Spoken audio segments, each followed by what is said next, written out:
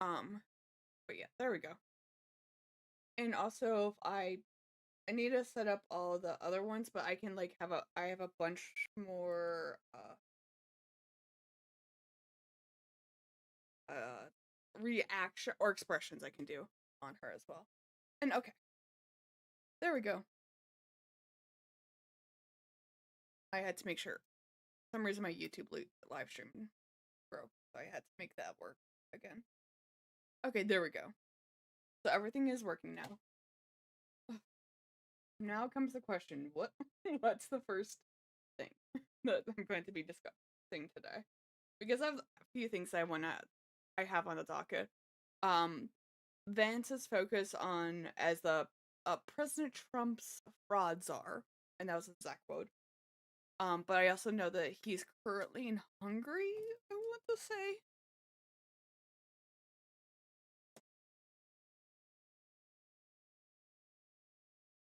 I also Hungary.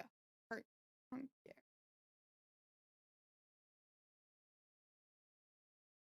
Yeah.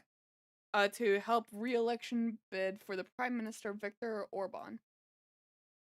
So that so I don't know how proactive Vance is being in doing that, like being a fraud czar, because right now they said they're looking to California.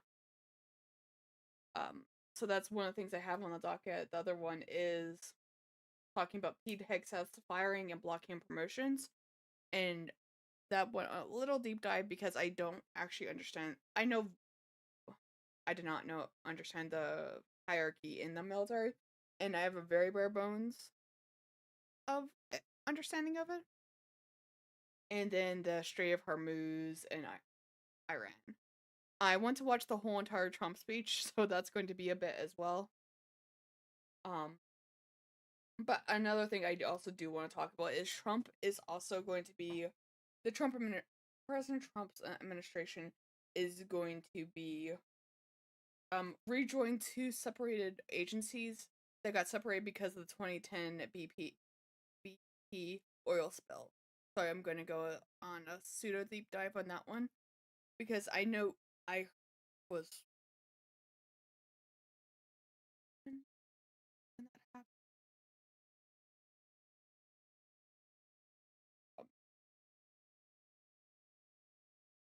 So I think I was in 5th grade when that happened.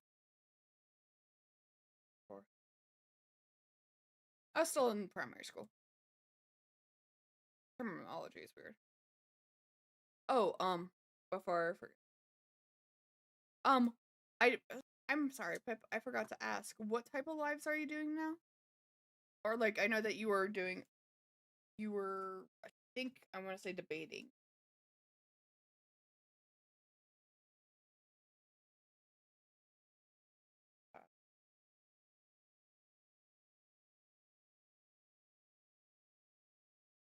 Oh, you do. Oh, that's interesting. Is it open topics on politics, or even more open than that? Mm,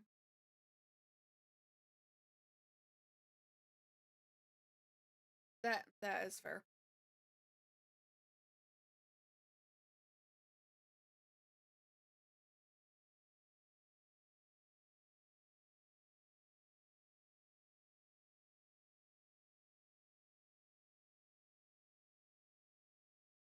Okay, yeah.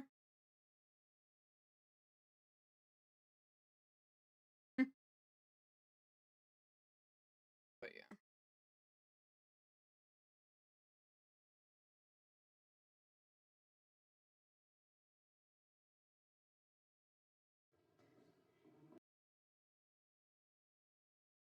There we go. I need.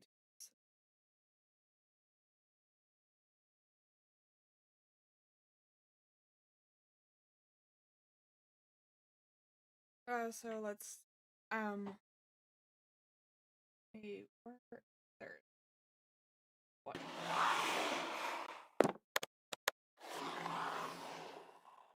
And there we go. Oh, I don't think I set it up. I will disable it for now. but this is just the full speech they had about the new fraud task force 10 days ago. So, Everybody. Seeing you there. Okay, great. Well, it's good to see everybody. Hell, we have half the cabinet here. We could have just done a cabinet meeting.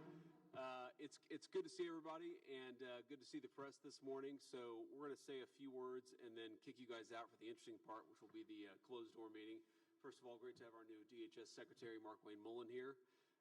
Great to have Colin McDonald here, who has been. during your how much do you know about the new DHS secretary? I don't know the exact.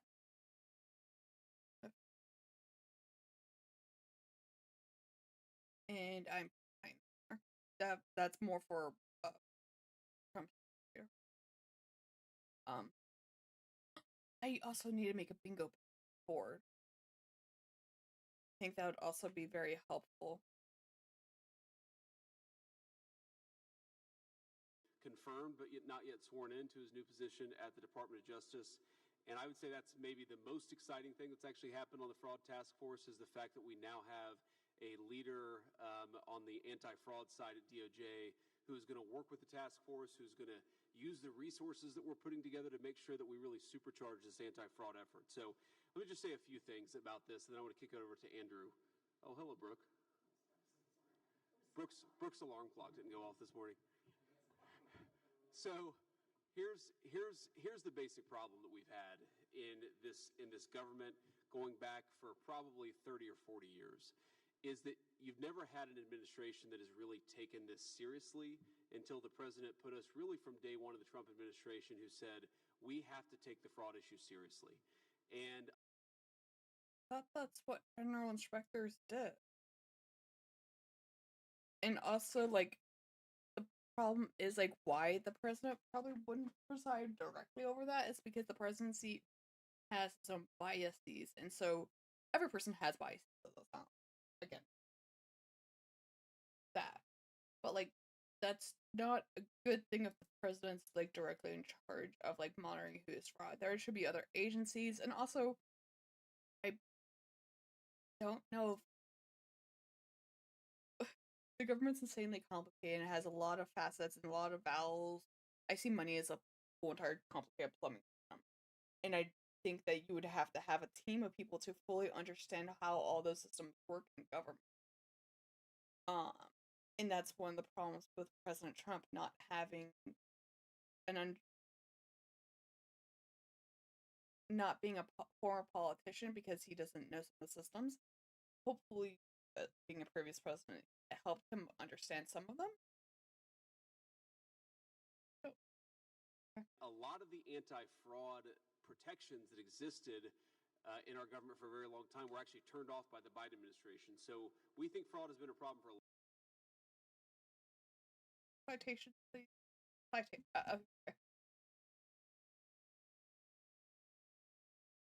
long time. It became a massive, massive problem under the Biden administration. We're going to do a number of things. First of all, we're going to turn back on those anti-fraud protections so that all of these cabinet officials are looking at what's going on and focusing on it. The second thing is that we're going to take a whole of government approach. So much of what's going to make the anti-fraud task force work is that we're communicating across different departments.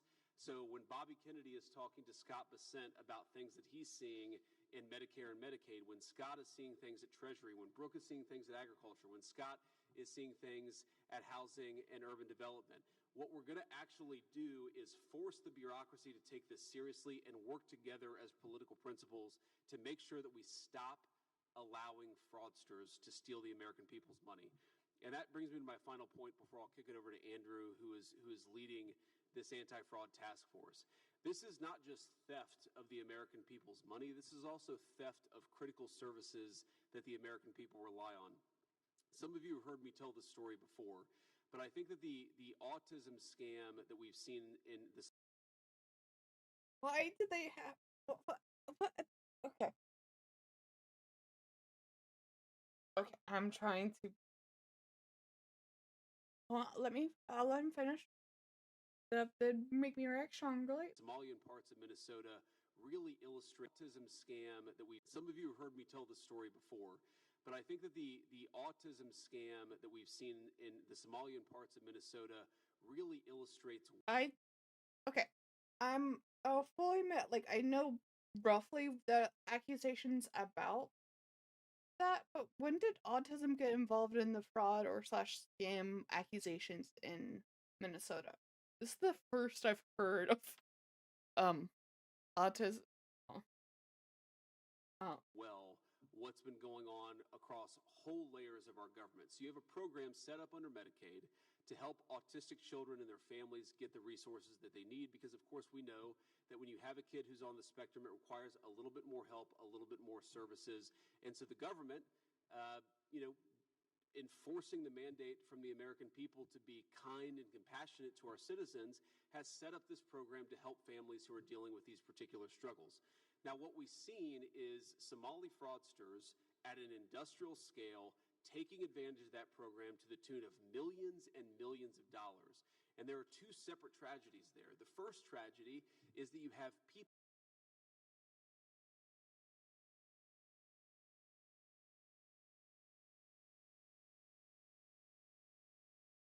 okay. Okay.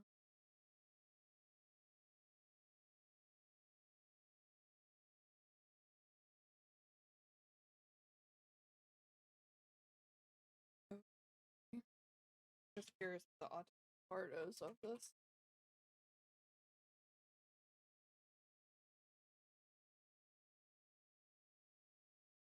Who is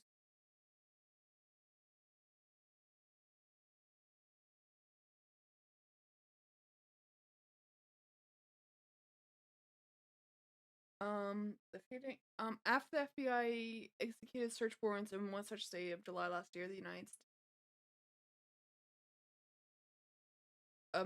States Attorney Joe Thompson.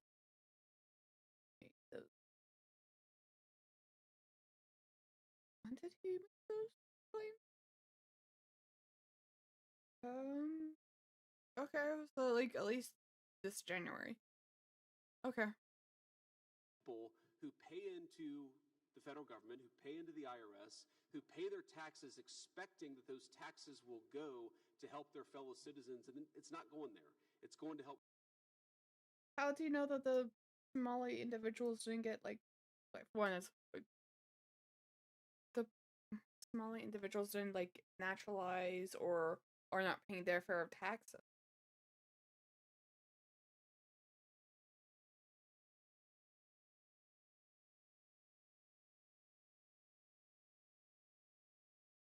I'm curious if Snoop has. Did I actually spell the word? Okay, I did not spell that word. But, um,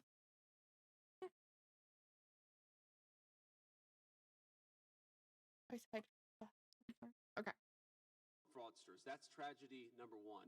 And the more important tragedy is that you have families who need these services who are unable to get them because people are getting rich off of fraud schemes instead of making sure that autistic children and their families get access to these resources. And unfortunately, that story, while it's very concrete and very obvious what we're seeing in Minneapolis, it is replayed again and again and again across. Okay, so all the basis of this is the Feeding Our Future basically had, which is they got charged under Biden's administration for fraud, and they were associated with autism centers in Minnesota. Okay, I guess that makes sense. The line of logic applies there. Many states and across many different programs. It has to stop. The President of the United States has ordered us to stop it, and that's what this task force is going to do. So without further ado, I'll kick it over to Andrew, who will talk about some of our work here today. But the most exciting thing is that this task force is finally stood up. We've got allies at Department of Justice now who are going to take this thing by the horns. We've got allies across every major significant department, and we are going to stop the fraud that's being committed against the American people. But like in the process of the investigation, and like even though this, like the whole entire program is now like shut down with like the autism like support. So that's like people who needed those resources now don't even have access to them. and I'm not gonna like. I have to see like what the claims of fraud are before like I say. I'm just and that people are not getting the resources they need. Andrew. Thank you, Mr. Vice President. I'd like to begin by thanking President Trump and the Vice President for the confidence they put in me to help lead the task force. America is the most generous nation in the history of the world. For decades, Americans have turned over trillions of their tax dollars to social. Also, does the mic sound weird or like the audio sound weird for anyone else? I want to make sure I have the audio running well for everyone. Oh, okay. Social welfare programs to help their neighbors and fellow citizens through hard times. They've done so on the basis of social trust, the belief that their governments, state and federal, will do the right things with their dollars and that their fellow citizens will honestly participate in these programs. Fraud shreds the social trust on which these programs and our entire nation depend. This fraud crisis is thus existential. If we fail to address it, the fabric of our nation will swiftly unravel. And the American people feel like they are getting ripped off, and they're right. As the President's executive order establishing this task force declared, extensive, undetected fraud can only exist in a system that ignores it. And fraud is indeed easy to ignore when No, fraud can exist anywhere. I mean, there can be like people who are just not aware of what you should do. I'm not like saying that. Like, yes, do I think the U.S. has fraud? Yes. Do I think some of it might be people ignorant of the full complexities of the government? Yes. But do I think there is more people who are malicious tends to take advantage of the government? Yes. Do I also think because there's a lack of rules and guidelines and boundaries for some of the things that people do? Yes. So you can, like, there's the social definition of fraud, and then there's the legal definition of fraud. And legal, not so, what I mean by legal definition here is more about what is actually enforced to be illegal. There's like some things might be like saying this is illegal, but there's no enforcement of it. And then there's just some things where like it is fraud, but there is no laws um basically stopping that action from happening. Like I think stock buybacks are a fraud. But there is no rules against that. Like there's no laws against that. So like that's just my definition of fraud. So like it's also I was gonna say it's interesting they use heavy terms like that. But I know there's emotionally weighted terms and I understand that I'm not gonna but yeah. grasping politicians are in on the con. For years, the Biden administration and its allies in Democrat-run states knew of this corruption in our federal benefits programs and did nothing about it. Their failures have robbed every American citizen of their tax dollars, but even worse, they've deprived American citizens who actually need these services. Every dollar diverted to a fake hospice or a fake autism center, every dollar paid to an upcoding hospital deprives an American citizen who needs these essential services. Fraud, therefore, wounds the neediest among us, the very people that Americans want to help when they fund our social welfare programs. Finally, we have a president who is doing something about this corruption crisis. We are here today because President Trump and Vice President Vance won't ignore it. And we won't ignore the public officials who have facilitated it. Our work on this task force will be to develop a comprehensive national strategy to combat the corruption of our federal benefits programs and to assist the Department of Justice in prosecuting those who have corrupted them. In doing so, we will restore the social trust that has been lost because of mismanagement and fraud. The presence today of so many members of the President's cabinet, including the Vice President himself. How are you doing? We're just watching JD Vance talk about presenting over the new fraud task force. And so looking to see what their ideas are about how to deal with it and what does that actually mean when they talk about dealing with fraud. How are you doing today?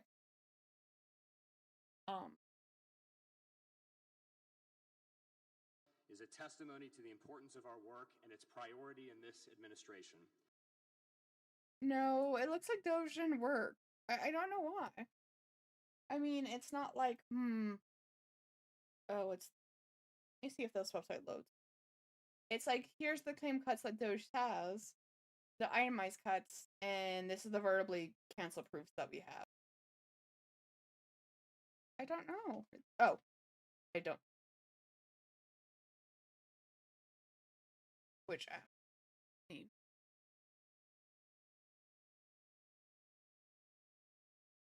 But like, so. Okay, that zooming does not work. I don't know what. 165 billion is claim. Itemized cuts 69.3 billion, and verifiable claims is 16.3 billion.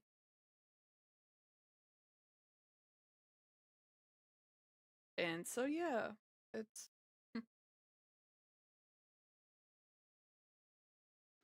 Together, we can remove the scourge of fraud in our federal benefits programs, and we can restore public confidence in their efficacy and integrity. I look forward to our important work. And with that, I'll turn it over to Stephen Miller. oh, this Thank going to you, be Andrew, intriguing. and thank you to the Vice President for Oh, whoopsie, I missed that. Oh.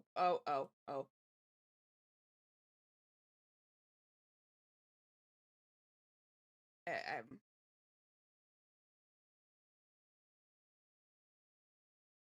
your leadership in establishing this task force and for gathering us all here today. And I have some personal behind-the-scenes experience with talking to the Vice President and seeing okay, there we go. how That should be a bit resolutely better now. determined he I was forgot my headphones have different volume. at the very first exposure of some of these shocking discoveries to create, establish, and launch this task force. And if you knew what I knew about the people at this table, you would understand just how committed this government, this administration is to ending this massive theft of American taxpayer dollars. The people at this table are all united in absolute determination to stop this plague of fraud, criminality, and abuse. I think what's important for Americans to understand about how pervasive and widespread the fraud is that all of our systems were set up and established for a high-trust society. I think that most citizens probably assume that there's some verification process that takes place for the receipt of most federal benefits. The reality is that there is not. This is particularly true in blue states, willfully true in blue states, in which... What does willfully true mean in the state, like, accusation?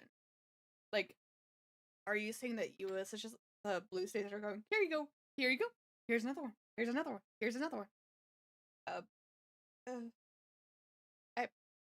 I don't understand how. All of or these are you programs, just saying the blue up? They just have their eyes closed. Okay, they are. Okay. Are operated entirely on the honor system. No verification takes place before individuals are enrolled in or receive these benefits. So as a simple example, if you're a Somali refugee living in Minnesota, you could lie about how many children you have. You could lie about what your immigration status is. You could lie about your marital status. You could lie about child care. You could lie about disability. You could lie about all these things and many more. And nobody in the state of Minnesota would validate any of these facts before writing you a check. We at the federal government are simply sent a bill from the state of Minnesota for the cost of providing these services in the aggregate. So to take the food stamp program as an example, SNAP, and that of course is administered by SNAP has a lot of red wire, like not red wire. What's it called? Has a lot of boundaries, like, to even do it. You have to prove, like, how much you've earned for a year, how long you've had that income, like, all the income sources. Like, are there some people lying? Yes, no system's perfect. I'm not going to be ignorant of that. But, like, SNAP has, like, SNAP, Medicare, Medicaid has a very, very harsh limits when it comes to that. Secretary Rollins, we do not know the names of any SNAP recipient in the state of Minnesota. We just get a blank check. We have asked the state repeatedly and tried to compel the state unsuccessfully to turn over their SNAP enrollment rolls so we could ascertain such basic facts as are these people even legally eligible to receive these benefits? And the state has refused. Absolutely. You have the presumption of guilt with that statement. And I think you'd have to prove that the state is not doing a bad job, but it'd be nice if you had like studies or any proof of your statements. Are you just going to make an accusation?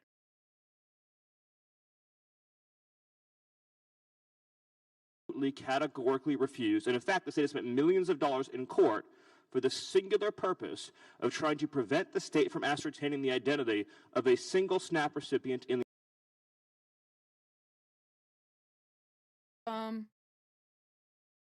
the federal government checking everything? I mean, there's multiple agencies that already track government funding, though. There's a lot of them. The general inspectors, there was 60 of them at federal level, and there's general inspectors at state levels as well. And so there are people who are tracking government funding. I'm not against regulation or having enforcement or people who are double checking, because things can slip through holes because like people do not think nefariously, and there's way of to commit fraud. I'm not against I'm for regulation. I just don't let this look. I dislike their lack of honesty about talking about the current protections are already done. I'm not saying there can't be more done.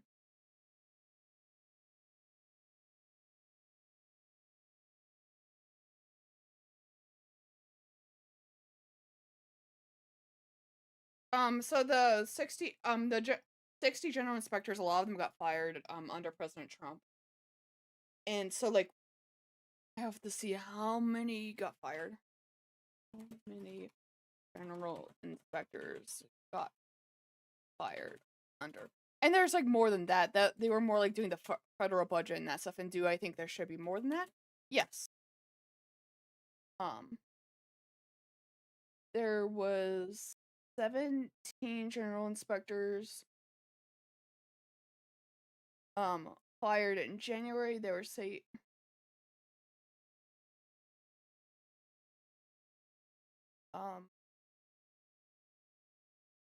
so yeah, there's 72 general inspectors, right? Or sorry, inspector generals. I got that backwards.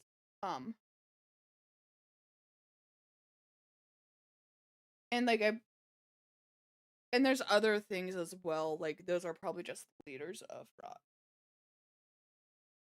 Because like each state has their own inspector generals, so it would not just be for the federal level. Each level of government would have their own inspections of it, because if you do it from the top and try to go micro scale, it's very hard to do so.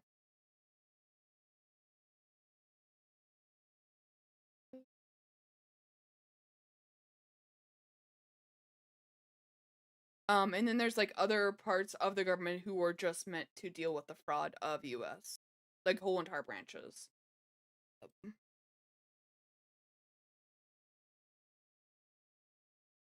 Oh, what's the one for cable news?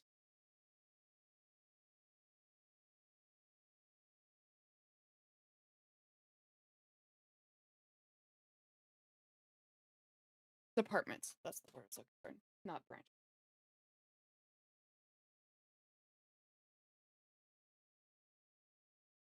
And there's like the departments wane and change over time, so it's like very.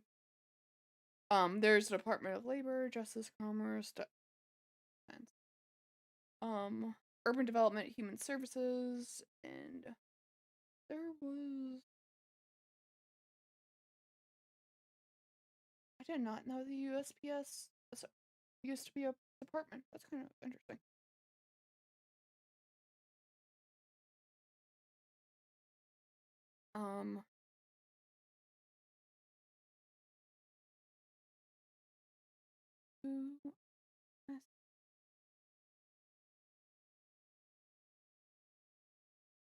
No, I'm all for government crackdowns and that stuff. That's 100% fair. It's more of in a lawyer story, I don't. So there was a BP spill in 2010, oil, And basically, well, it depends on who you define as they. I mean, like, I'm no. Oh, man. I was thinking of something else. Uh, uh,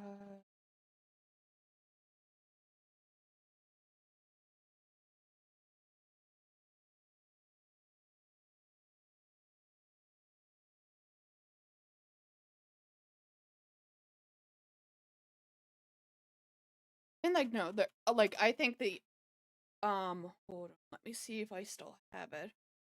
US's,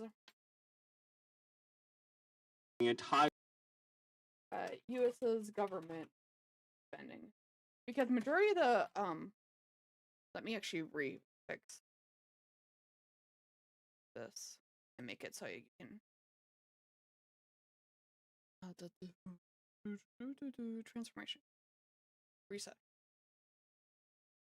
transformation, screen. There we go.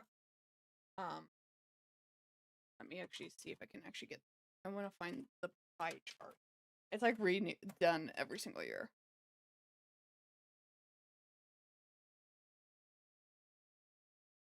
That's not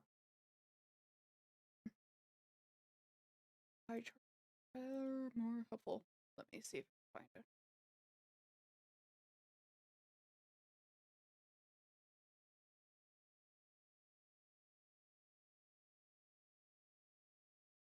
And let me see. Because like I do actually agree that there's a lot of fraud in that in the United States. Probably more than I probably realize. And we're going to do,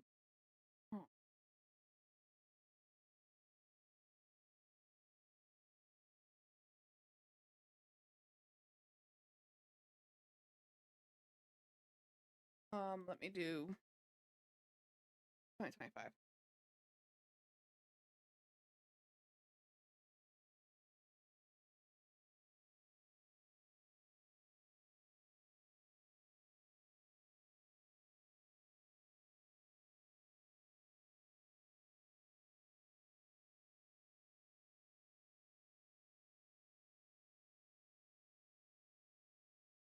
Let me see. Oh, that's U.S. spending, Health Department. Uh,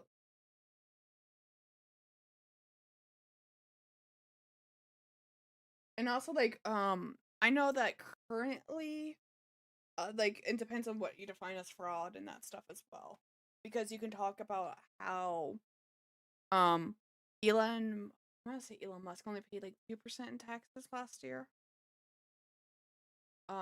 And how much? I want to say Trump. How much in taxes did Trump last?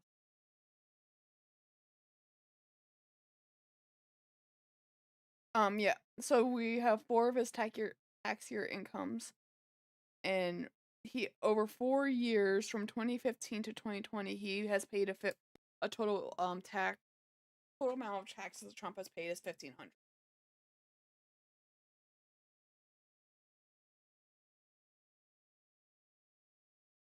And so, and I can also, where did I go?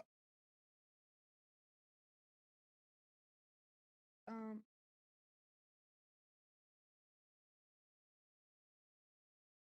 state of Minnesota.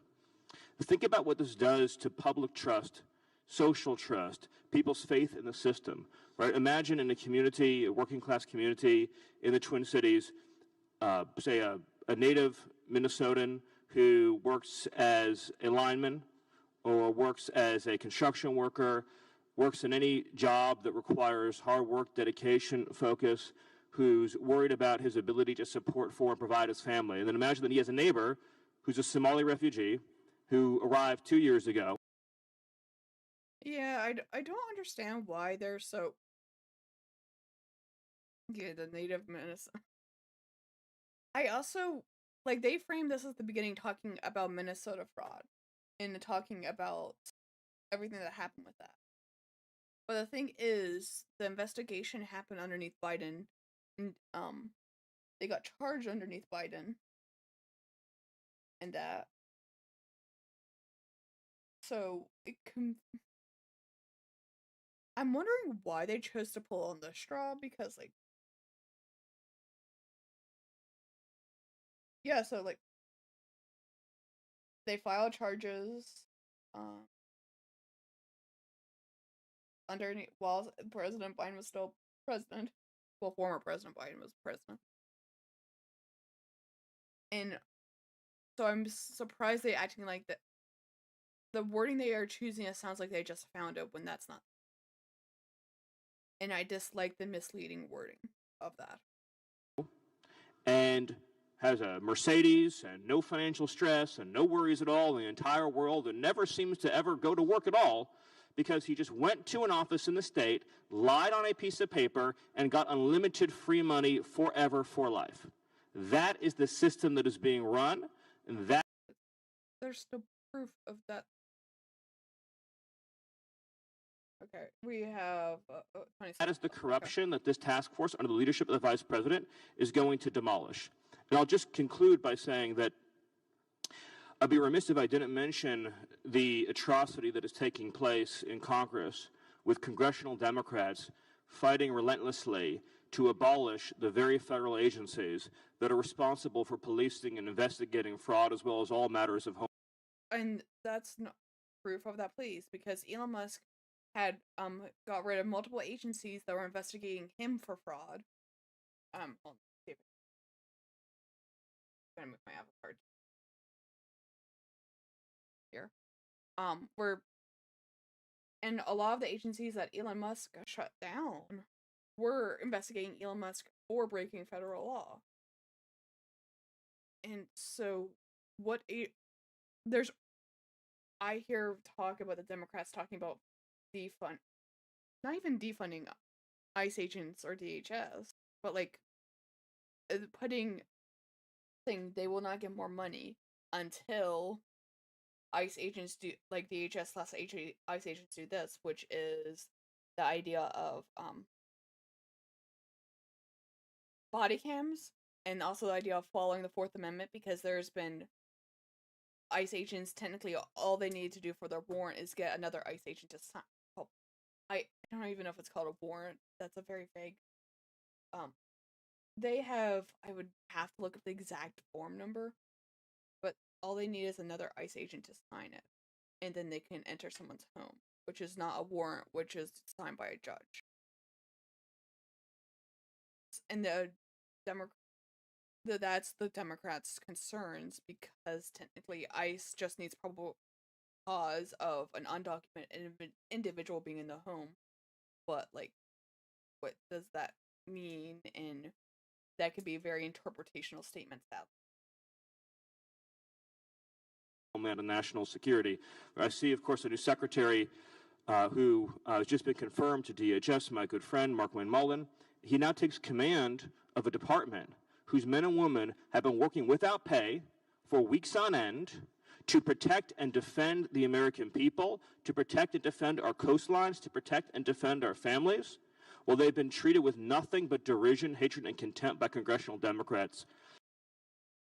The Democrats just offered a bill to sign it, and the Democrats have offered multiple bills, and like, being fair, the same with some of the GOP as well. And the main contention being part of this is because TSA is part of DHS, and so the main contention is basically how does ICE or get funded. So like, why? It is legislative terrorism. It is one of the greatest abominations that has ever occurred in the history of this country, and it's to the everlasting and eternal shame of the Democrat Party. Again, thank you, Mr. Vice President, for your leadership.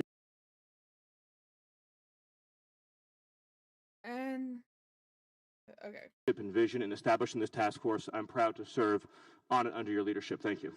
Thank you, Stephen. Thanks, everybody. We're not going to take questions because we have some very important work to do, but we will certainly do some press events in the future. Thank you all.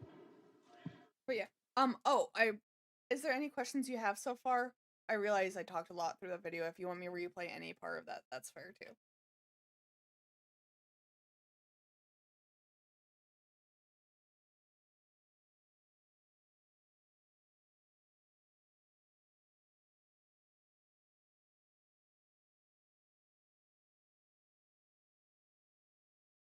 Oh. US. That's what it's looking for.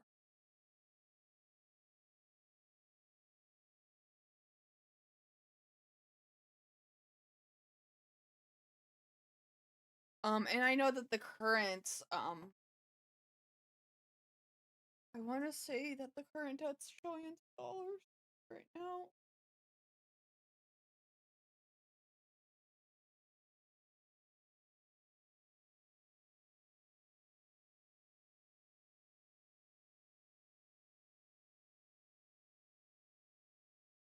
I'm trying to find a more recent year, but like,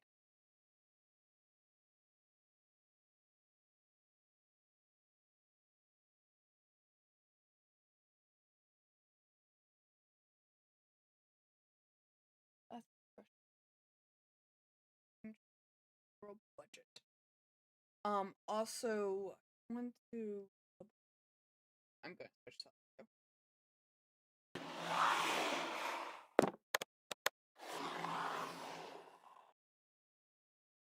Uh,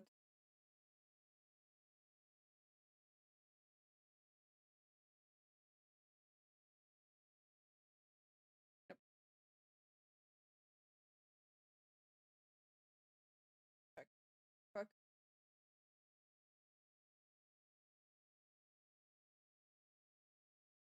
And,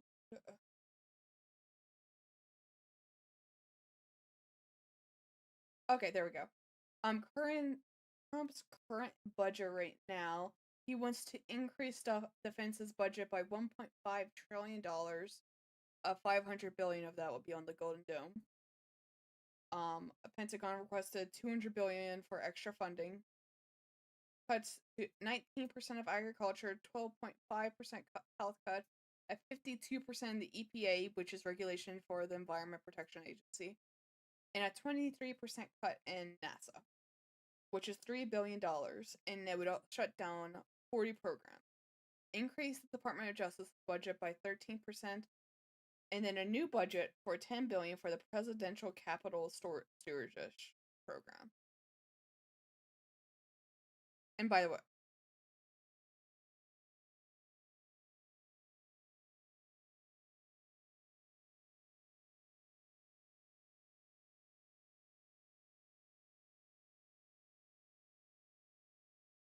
there.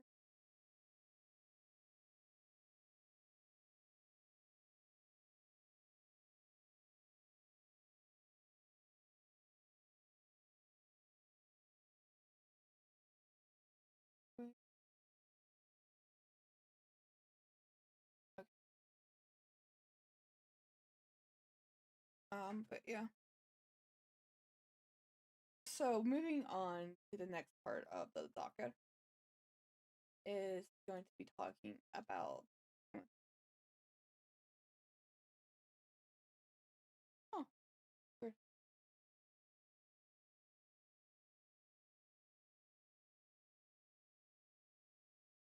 Um,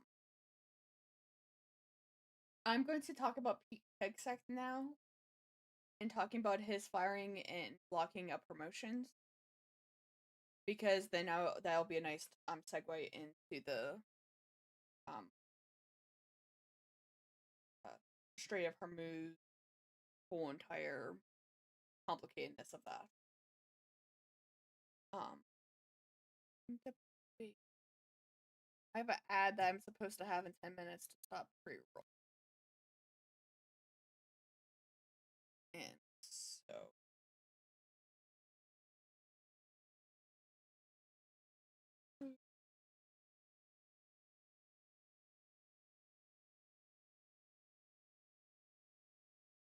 I think I'm gonna do the ad now so I don't get interrupted during that.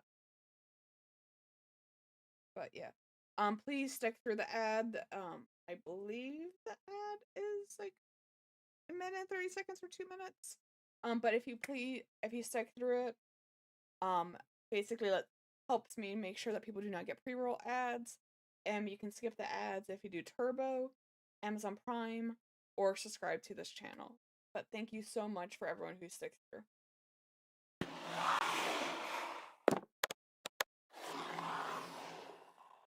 But yeah. But thank you for everyone who stuck through the ad. So the next segment, so Pete Hegseth just fired a 4-star general. I did not realize there's only like 4 of those in that position.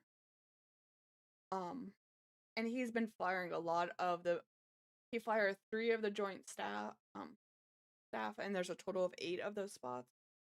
And so he seems to be changing a lot of the positions there. And the person that he changed with a chief of staff, that person was actually their term was going to end at some point in the summer because it's only a 4-year term. So it was surprising that happened. The other part of that is the person replaced him with just 2 years ago was a 2-star general. And he was Pete Hegseth's military assistant since April of 2025. So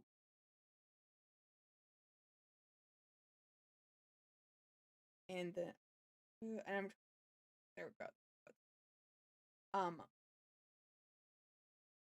And then I was reading different perspectives of it. There's also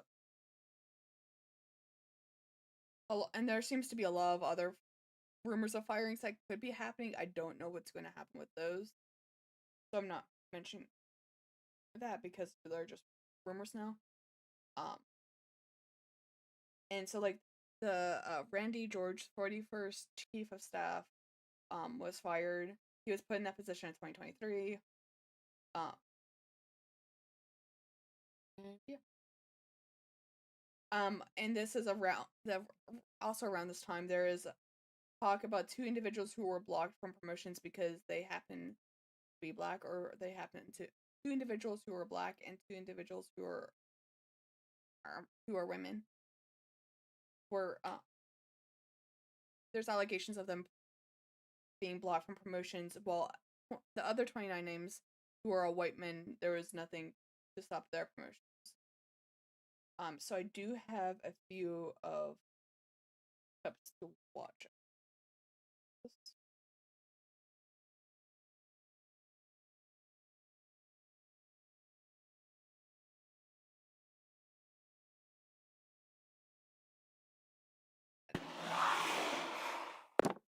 Staff of the Air Force as well. I'm gonna restart that clip.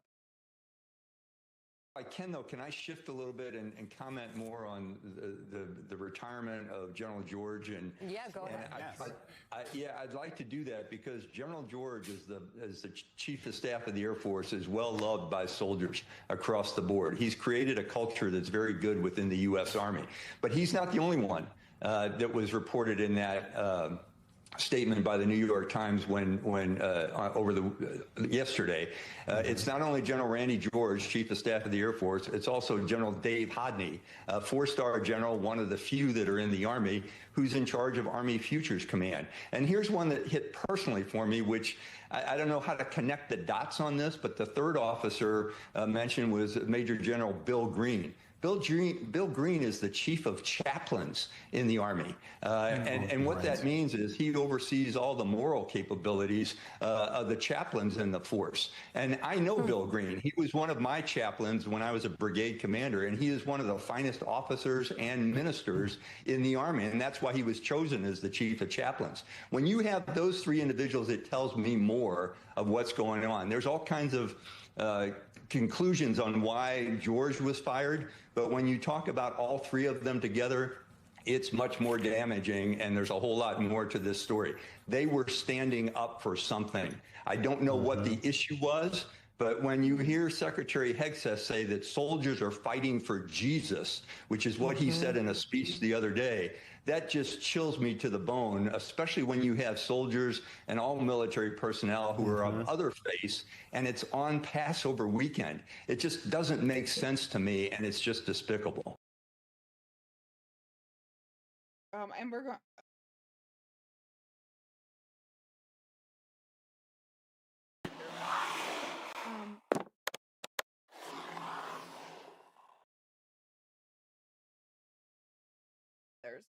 But yeah, I will fully admit, there we go.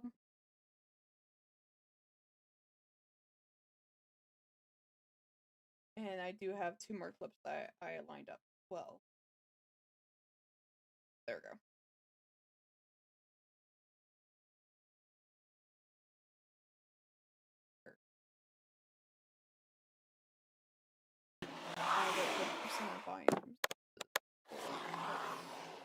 Happening at the Pentagon. Yesterday, Defense Secretary Pete Hegseth asked the Army's top general to step down from his role and retire immediately. Army Chief of Staff General Randy George made it almost 3 of his 4 years in the position as a Biden appointee. The Pentagon confirmed the firing but did not give a reason why. He's not the only official on Hegseth's chopping block.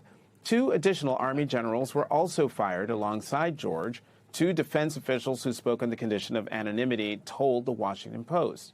According to The Atlantic, quote, officials at the White House are also discussing the future of Army Secretary Dan. Hello, how are you doing? I did fix, that reminds me, because, how are you doing today? But that reminds me, I did fix the, hydrate command, the posture command, and the head pat command. I also created a new redeem so people can now actually unlock VIP.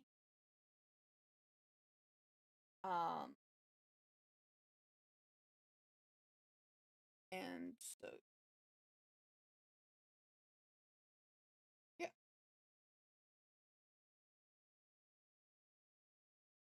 Oh, why did I mute? People familiar with the matter told us. One Pentagon official said Driscoll was expected to leave the department soon. Hegseth has been waging this purge of the Pentagon for weeks. Reports allege Hegseth has personally moved to stall or block the military promotions for more than a dozen senior officers. Hegseth's poll numbers show he has limited credibility with the American people. This week, before the firing, Hegseth's job approval rating hit an all-time low of 35%.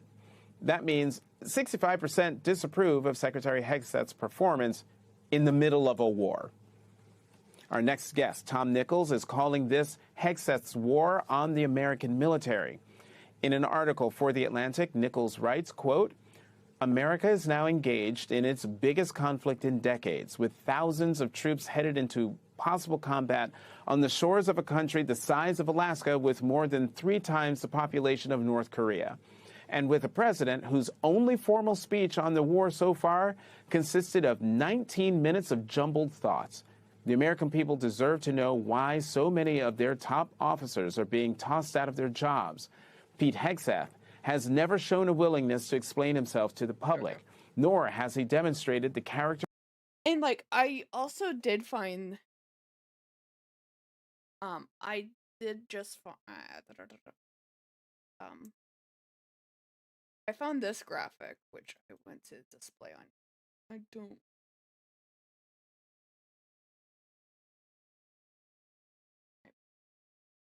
I know that this is going to be very hard and that stuff, but basically this is a very greatly simplified version of the military or organizational structure.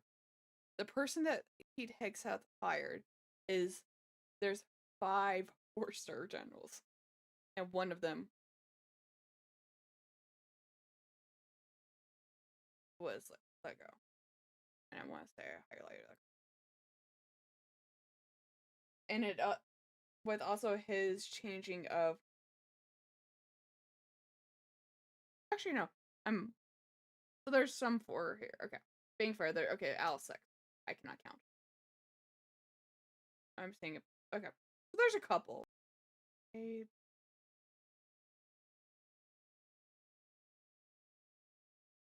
And okay, 12. 15, 17. Okay, 17, 21.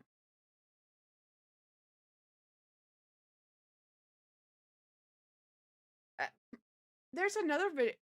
The other video I lined up is very interesting. They have interesting claims about why. They're required to take that kind of responsibility. But now that Randy George, along with other senior officers Hegseth has fired or pushed to resign, are about to be civilians, maybe they can step forward and tell their fellow citizens what on earth is going on in Hegseth's Pentagon. And joining us now is Tom Nichols, Professor Emeritus at the U.S. Naval War College. He is also a staff writer at The Atlantic. Tom, terrific piece. Thank you for being here. Pete Hegseth's purge of top military officials, what does it do from an effective leadership standpoint? Well, it forces everyone else in the institution to have to scramble and, bring in somebody new and then get everybody up to speed. I mean, leadership changes even in ordinary times, even in less fraught times, cause a certain amount of disorganization. But there's also the question that it raises in the minds, I think, of the American public, certainly in my mind, as you're heading into a war and suddenly as you're in the middle of war and suddenly the top army general is cashiered. And of course, the first thing you wonder is, did he do something wrong? Is there a problem? Is there a crisis?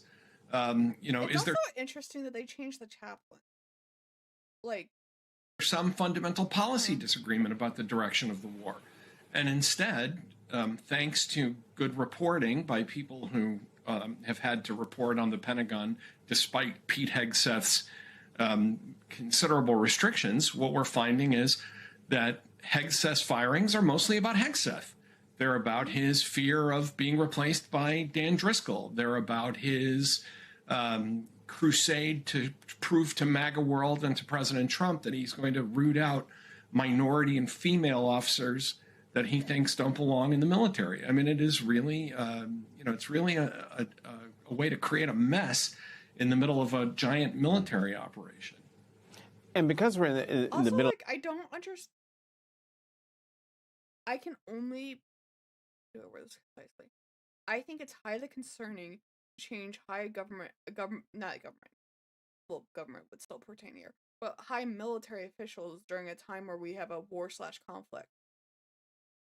Of a giant military operation, why is it important for the American people to understand why top military officers are being tossed out of their jobs? Well, think about it. If you had a son or a daughter on their way to the Gulf or serving there now, and suddenly the Army Chief of Staff is summarily fired with no explanation, you'd want to know what's going on.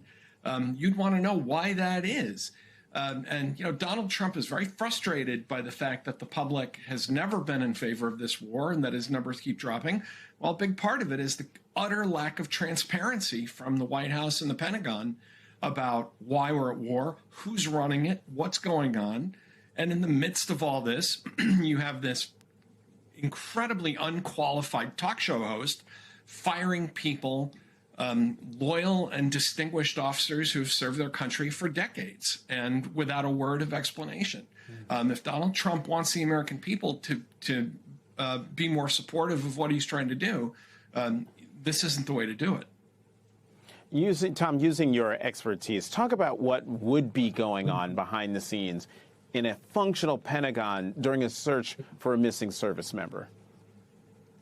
I think everything that's happening during that search is happening now, because regardless of what goes on with Pete Hegseth and the dysfunctional cloud of fog that he carries around with him, there are people who know how to do this. The military trains for this. They know how to do it. They are sending in the kind of aircraft and assets that can find and retrieve someone. They are sending in other aircraft to guard those aircraft. They are working around the clock with intelligence and trying to find our missing son. And so, that I think people should be confident that regardless of what's happening in Pete Hegseth's office, all the things that you would expect from a highly professional military when it comes to finding one of their lost comrades is happening right now. Tom Nichols, thank you very much. And so this is a different point of view, which I didn't actually hear before. Oh, let me see if I can actually change my settings in here, because I dislike that.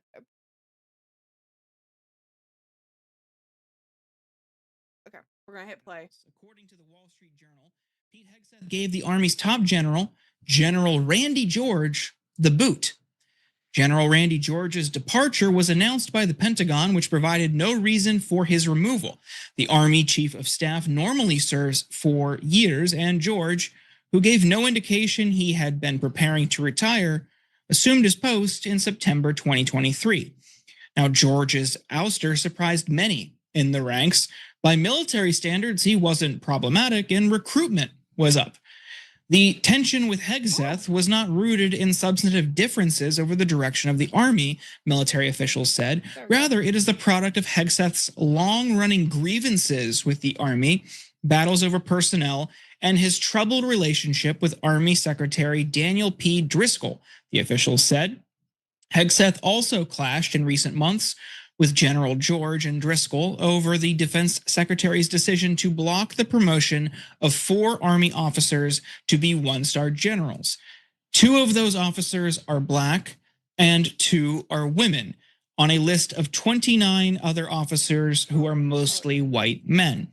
And honestly, that's not surprising, seeing as NBC News reported this yesterday as well. Hegseth has intervened in military promotions for more than a dozen senior officers. The Defense Secretary's efforts to block or delay promotions to general or admiral for some officers has raised concerns that he may be targeting them because of race, gender, or affiliation with the Biden administration, sources say. But going back to General George, 2 weeks ago, he asked Mr. Hegseth to meet with him to discuss the removal of the 4 officers from the one-star list, as well as the general's view that Mr. Hegseth was interfering unnecessarily in Army personnel decisions overall, the officials said. Mr. Hegseth refused to meet with General George about the matter, they said. And who is replacing George? A Hegseth lackey. The service's acting chief of staff will be General... the former assistant to Pete Hegseth, commander of the 82nd Airborne Division. Lenev served as Hegseth's military aide before being named as the vice chief of staff of the Army. Lenev's appointment as the Army's number 2 official was seen by many inside the Pentagon as a move by Hegseth to position him as George's successor. The Wall Street Journal adds that with this departure, Hegseth has removed most of the leaders of the armed services. Hegseth has ousted General C.Q. Brown, the Air Force general who served as chairman of the Joint Chiefs of Staff, and Lisa Franchetti, the admiral who served as chief of naval operations. General David Alvin, who served as chief of staff of the Air Force, was forced to retire early, as was the vice chief of the service, General James Slife. Hegseth also replaced the top military lawyers for their services. But that's not all. Because after the Journal reported on General George's ousting... Yeah, no, it's like very concerning. But like the problem with yes men is a lot of them aren't usually competent. So that's which is not very... It's like a good thing for like people on the other side of that, but like it doesn't help that we have our people from citizens, people who are already serving, who are now in the middle of the stray of this, where maybe they enlisted while it was not under Pete Hegseth, and they did not predict this course of action going to happen. So that is a very sad thing, and I'm not trying to belittle that. It is. 2 more generals were given the boot. You can see here, just in, Pete Hegseth fires 2 more generals, David Hondy and William Green Jr., alongside Army Chief of Staff Randy George. A user on X called Havoc21 spoke out against Hondy's ousting in an X post. This is very concerning. David Hondy was my squadron commander during my 2008 deployment to Iraq. His morals and honor were unquestionable. He used his personal security detail like a QRF, almost always being the first to help a platoon in contact. Things could have changed. I know rank can do that to a man, but I highly doubt it. The Lieutenant Colonel Hondy I knew wouldn't execute an order he believed was immoral, which is why I'm concerned. I hope you land on your feet. Of course, referring to the war with Iran. Now, Hegseth himself hasn't said anything about the ousting, but the Iranian and Pete Hegseth is the Secretary of, I'm going to call it Defense Embassy in South Africa posted this morning. The regime change happened successfully. MAGA. That's great. Yeah. What do you make of this? It's so good. It's like really good. I was on the White House's like Twitter yesterday, and while the Iran embassy is like, that is an amazing tweet where they show that regime change has happened as the generals have turned over and the people in charge of the military have turned over, and now we have like people that are going along with the whack job. Meanwhile, the White House tweeted a video with Michael Scott saying, "Explain it to me like I'm 12," and then Hegseth stumbling as he's like, "Iran can't get a nuclear weapon. Can't get a nuclear weapon," and it was like so hack. And it was so bad. And they keep thinking that they're totally slaying it. But what they're forgetting is we're the United States of America. Like, people the world over don't believe this as much anymore, but they believe it a lot less now, that we're like the good guys. We're the okay. That's a bit okay. That's a bold statement there. I'm going to stop that right there. US being good, the American as a growing up, I did think that, but looking back, a lot of the wars that we fought, we were doing a lot for resource bases. We did not do it to make the country fair for the people and that stuff. The last time that the US fought in a war to help people who were what's the word? Who are being treated very harshly by their government, and I'm putting that World War II in a very light terms. They were being inhumane and disgusting standards were allowed in that. But US didn't also win that. The Allies helped greatly. Russia had a great war. If Russia didn't decide to switch sides, I don't know what would have happened. And so I wouldn't even say that US is the one who won the war. The US and her allies did, and with Russia's help. So that's a ones who won World War II and said there should be freedom and not fascism, and that in the wake of that we should have a free exchange of all kinds of stuff, and you should be able to determine your own fate as a nation. I know a lot of that wasn't exactly true, but at least the vibes were. And people, the vibe, it's because we were being lied to by our government, which that's every government lie, which is whatever. That's government. I'm not saying ideally the governments would not lie, but I understand that's the American propaganda government machine. People thought we were the good guys, regardless of what we were doing. Now, they're just more the things that are behind the curtains are not in front of the curtains. There is no veil of illusion that there is no good way to spin that we're doing this for the good of Iran. There is no way to say that we're helping a group of people with this besides stockholders or people who are betting on the futures of oil, or maybe helping the Israel government because of the Prime Minister of Israel saying that he agreed, that he wanted no ceasefire.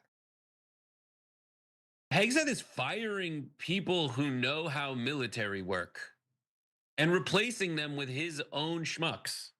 And what's terrifying about one of my favorite pastimes now is to go on the subreddits for the military and read people analyzing Pete Hegseth, people who have been in the military. And I did actually go on Reddit to read this from the military because of I was that's why I was like, one of the reasons I was late is I was trying to find, like, I'm doing my best to see opposite point of views about why we're having what, like, what's the conservative view or the GOP's view about, like, what's happening with Iran. A lot of the factual GOP sources, like, right-leaning, are all just repeating, like, there's rumors a bunch of firings all over the place.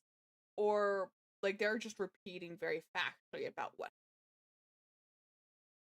And so they're not even, like, endorsing the right-winged articles are not even endorsing Trump. They're just sticking to the facts and not even throwing their opinion in.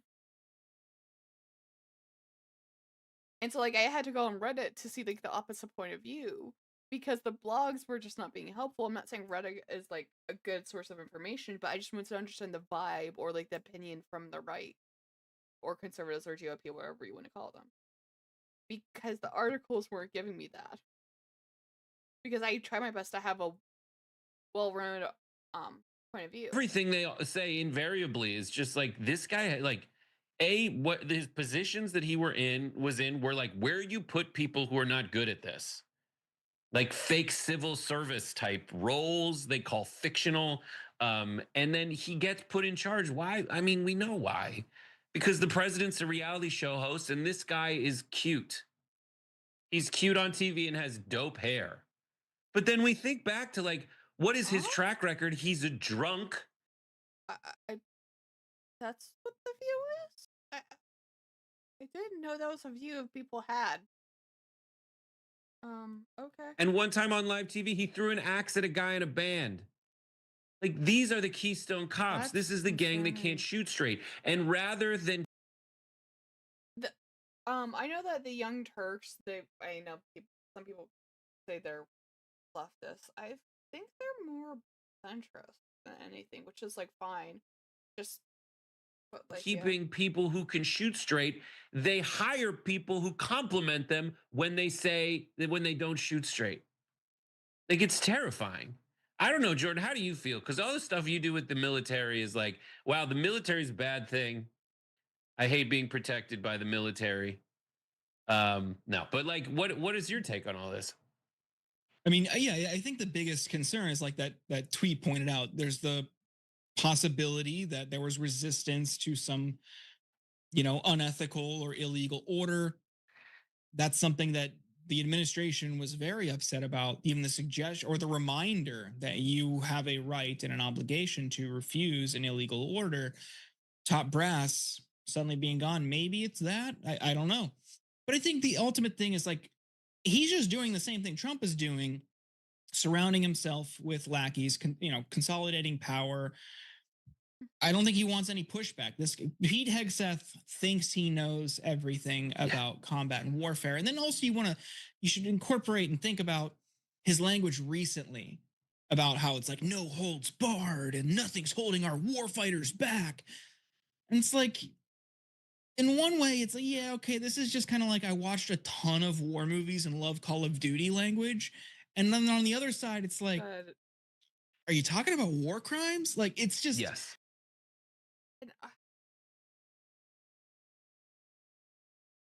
I mean, I don't like having job requirements, especially for a government position, because I think the idea of free speaking and bringing point of views you never heard of before. But maybe we should limit who should be in charge of the Department of Defense to people who've actually served. Like, I wouldn't try to be the Department of Defense because I have no experience in how the military works. I do not know what happens if I were to fire a bunch of people. Like, I know some of the impacts because, like, some of it, I don't want to say common sense, but, like, if I fire a bunch of people, a bunch of bosses, I know that's going to have ramifications I cannot foresee.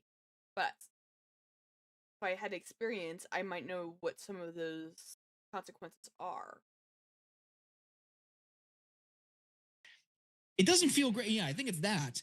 But then also, it's not just the generals. Like, reminder, the Secretary of the Navy was a bundler for Donald Trump, who has never been in the military. It's just a guy who worked in finance, bundled like $12 million for Donald Trump during this most recent campaign, and he's now the Secretary of the Navy. So it's just every aspect of our government is just lackeys. I'm extremely worried about what this looks like.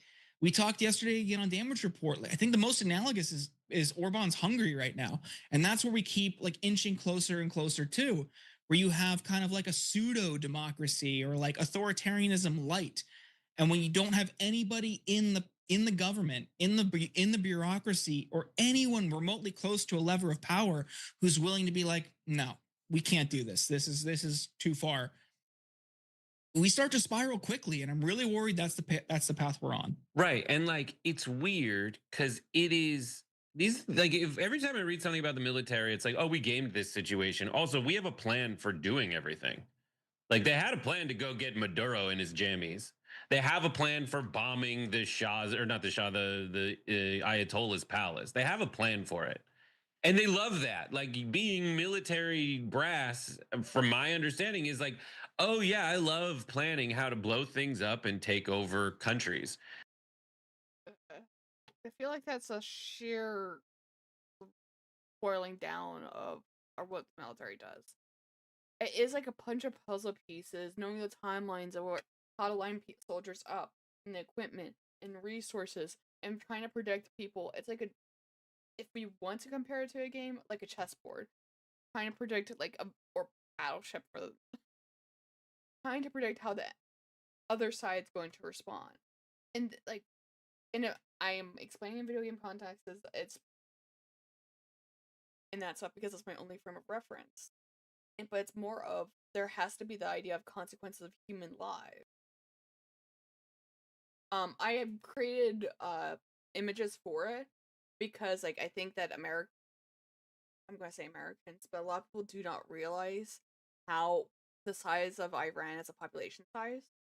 So I made graphics to help that. And those guys seem to be saying like, oh, this is just either like not something we should do, or like you're unhinged and you don't have a plan for it. Not to mention, like, I still don't know why we're doing any of this, and we seem to have really started it.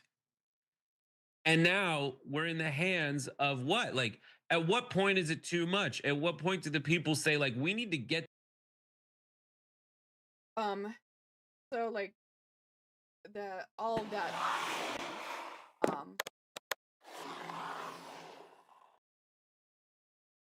and like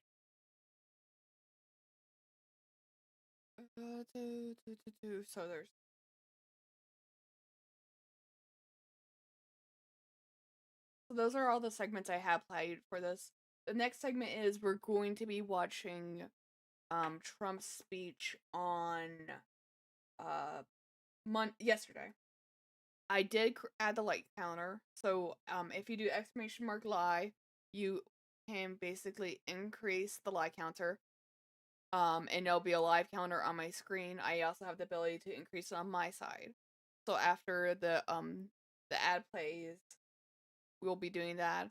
And otherwise, if I don't play that ad, I do not think we're going to be able to get through the whole entire thing without playing ads in the middle of it. So yeah.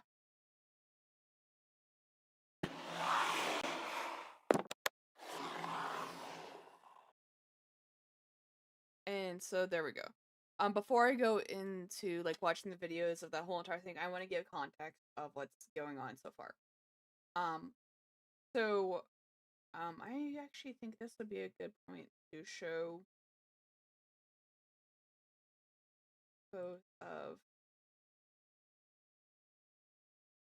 Trump's tweets and his context.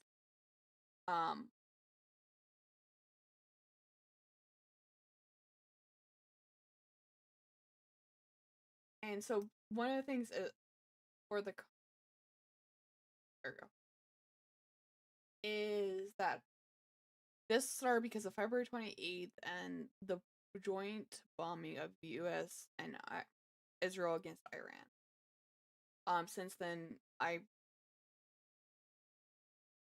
Iran has basically limited the access to their Strait of Hormuz. 1/5 of the global oil goes through there, so they will greatly impact the oil no matter what they do.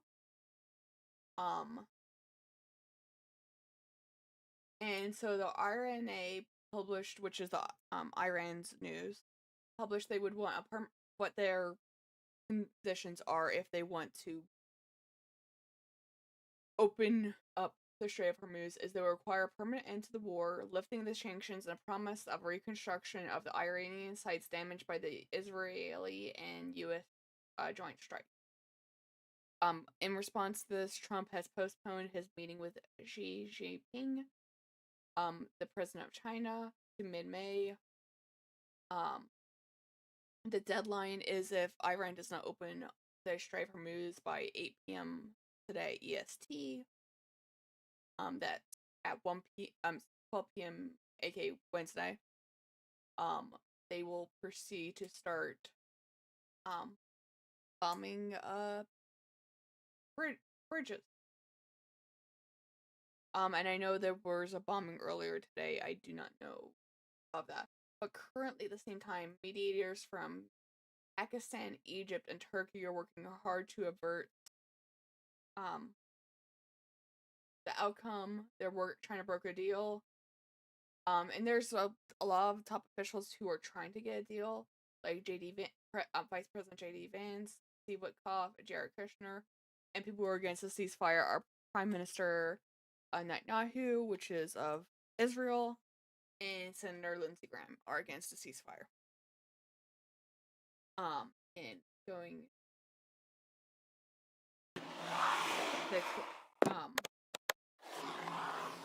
which one is this one? No, it's the first one. And then Trump had made this tweet on Sunday. Tuesday will be Power Plant Day and Bridge Day, all wrapped up in one in Iran. There'll be nothing left. Open the freaking strait, you crazy jerks, or you'll be living in heck. Just watch praise to. I'm not against Allah. I don't think that statement needs to be praised by Allah. Signed President Donald J. Trump. First off, look, this is strong arming negotiations when, like, I am just chuckling because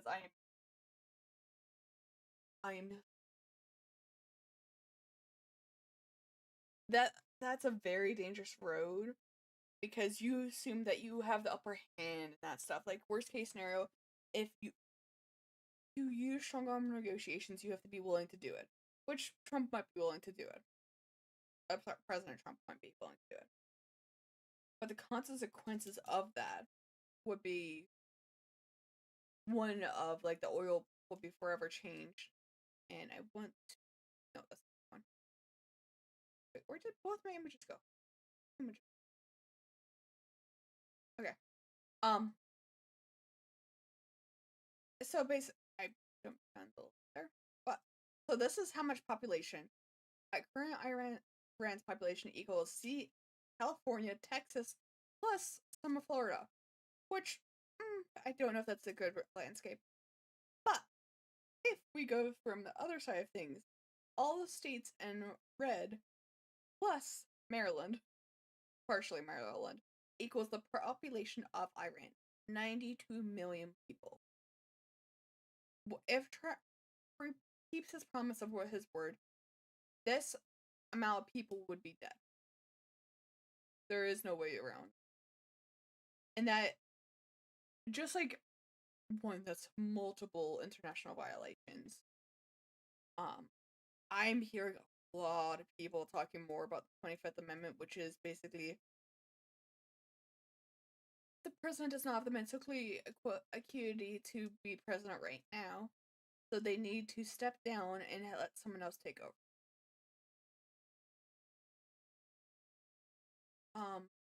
So, like, but,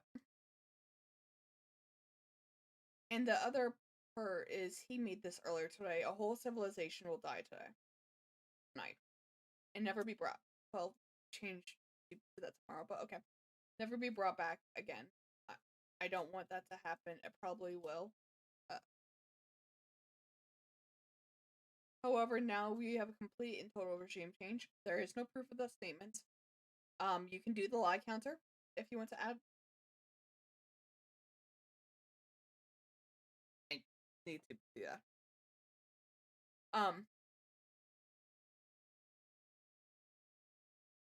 where different, smarter, less radical minds prevailed, maybe something revolutionary can happen.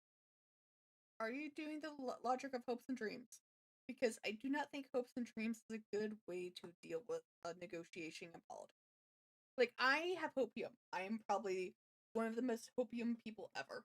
And I'm somehow still cynical. But, like, you have to have a plan or, like, willing to concede something. We'll find out tonight one of the most important moments in long, complex history of the world. 47 years of extortion. What extortion is he talking about? I'm like truly confused. What extortion? Corruption and death will finally end.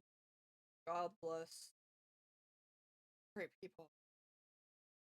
I did not read that last part of that. I don't think God would want you to kill a bunch of people. I don't think that's what God wants.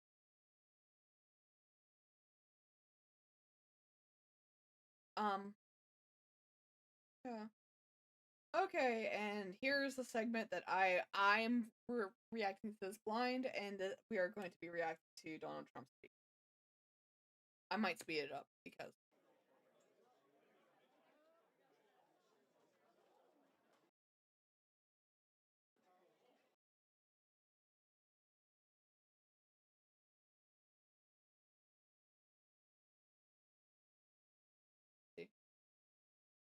that's weird. It's reacting correctly.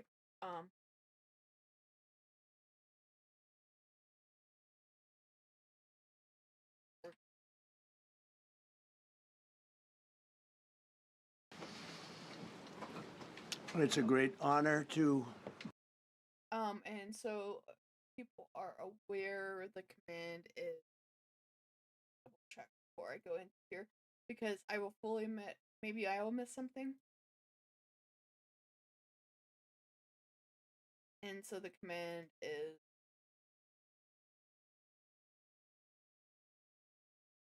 exclamation mark lives. Be with you and happy Easter. We had a great Easter. This is one of our better Easters, I think, in a lot of different ways. I can say militarily, it's been one of the best. So, good afternoon. We have quite a bit to discuss. We'll go into pretty good detail. And we have the people that are most involved. We'll give you exactitude. And we're here today to celebrate the success of one of the largest, most complex, most harrowing combat searches. I guess you would call it a search and rescue mission ever attempted by the military. Generally, when planes are knocked down in war, especially when you're fighting a strong group, an evil group, you can't really do this because you send in 200 men to pick up one. And it's something that's usually not attempted as much as you want to attempt. And bad things happen to that one or two. And in this case, we did two, and it might not have been attempted before, but we did. And we had great talent. We got a little luck, too, I would say. And we were helped by a lot of people, a lot of great people. And it was an honor to be involved with it. It's very historic. This is a rescue that's very historic. It'll go down in the books. Late Thursday night, an American F-15 fighter jet went down deep inside enemy territory in Iran while participating in Operation Epic Fury, where we're doing unbelievably well, well at a level that nobody's ever seen before. The entire country can be taken out in one night, and that night might be tomorrow night. Both members of the crew ejected from the aircraft and landed alive. On Iranian soil, I immediately was asked to make a decision. I ordered the U.S. Armed Forces to do whatever was necessary to bring our brave warriors back home. A risky decision, because we could have ended up with 100 dead as opposed to 1 or 2. It's a hard decision to make. But in the United States military, we leave no American behind. We don't do it. Within hours, our armed forces deployed 21 military aircraft. This is me being serious. I am actually happy that the person who was stuck in Iran was able to successfully get out of Iran. We were able to rescue that. I'm very happy that that was able to be done. Into hostile airspace, many flying. That, by the way, that means I support what the U.S. is doing anywhere else. I do not like how U.S. is leading the fray into this conflict/war. At very low altitude, being shot by bullets. You bring rifles into play when you're going that low, but there are also certain advantages. But yeah, did you see and how in broad daylight over Iran for 7 hours, at times facing very, very heavy enemy fire. We have a helicopter that's got a lot of bullets in it. It's amazing. We just realized how good those weapons are. Those our machines are. Nobody has the equipment that we have, and nobody has the military that we have. Not even close. We're the most powerful military anywhere in the world by far. The flight crews and warfighters aboard those aircraft took extraordinary risks to rescue their fellow service members. This first wave of search and rescue forces successfully located the pilot of the F-15, and he was extracted from enemy territory by an HH-60 Jolly Green II helicopter. Also, by the way, like, I'm not aware of every single part of the military, but isn't this giving out too much detail? Like, I shouldn't. I understand, like, want transparency, but I understand for military actions, especially in an active, ongoing conflict/war, that you should keep parts close to the chest, even from your own citizens. Like, if you say you saved them in that stuff, and I'm not going to argue that, but should you be telling them, like Iran, how you did it? That just seems like a disadvantage strategic-wise. Okay. I don't. Fabulous machine as our warriors faced gunfire at very close range. It's amazing that when you look at the machinery, what happened, that nobody was even injured. Meanwhile, the second crew member, a weapons system officer, highly respected colonel, had landed a significant distance away from the pilot. When you're going at those speeds, even if you go out 2 or 3 seconds later, it's miles and miles away because you're going fast. He was injured quite badly and stranded in an area teeming with terrorists from the Islamic Revolutionary Guard Corps rough group, as well as besieged militia and local authorities. Many, on top of everything else, they told the communities actually within side of Iran, the people of Iran, they were given a tremendous incentive to find this pilot. Despite the peril, the officer followed his training and climbed into the treacherous mountain terrain and started climbing toward a higher altitude, something they were trained to do in order to evade capture. They want to always go as far away from the site of the shoot-down. You want to go as far away. My statement still stands. I think he's giving way too much. Like, I don't. Okay, I'm not gonna argue with the logic here of, like, the military, because I've not been an active combatant. But, like, should you be revealing this much? Like, saying, well, the U.S. military members are trained in this member when they're shot down to proceed in this motion in this direction.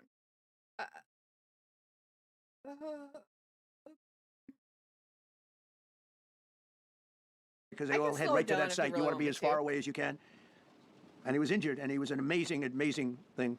He scaled cliff faces, bleeding rather profusely, treated his own wounds, and contacted American forces to transmit. Also, like, did I explain to you clear enough about how you can also increase the lie counter on your side?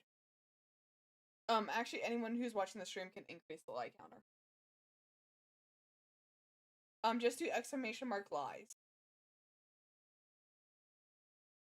At his location, they have a very sophisticated beeper-type apparatus that is on them at all times. And when they go out on these missions, they make sure they have lots of battery space and they're in good shape. And this one worked really well, amazingly, saved his life. We immediately mobilized a massive operation to retrieve him from the mountain holdout, and he kept going higher and higher. The mountain kept getting rougher and rougher, and really very, very hard to find. This second rescue mission involved 155 aircraft, including 4 bombers, 64 fighters, 48 refueling tankers, 13 rescue aircraft, and more we were bringing them. Are we supposed to know this info? Are we supposed to know this? I feel like I just accidentally walked into a debriefing for the military that I'm not allowed or supposed to be involved with.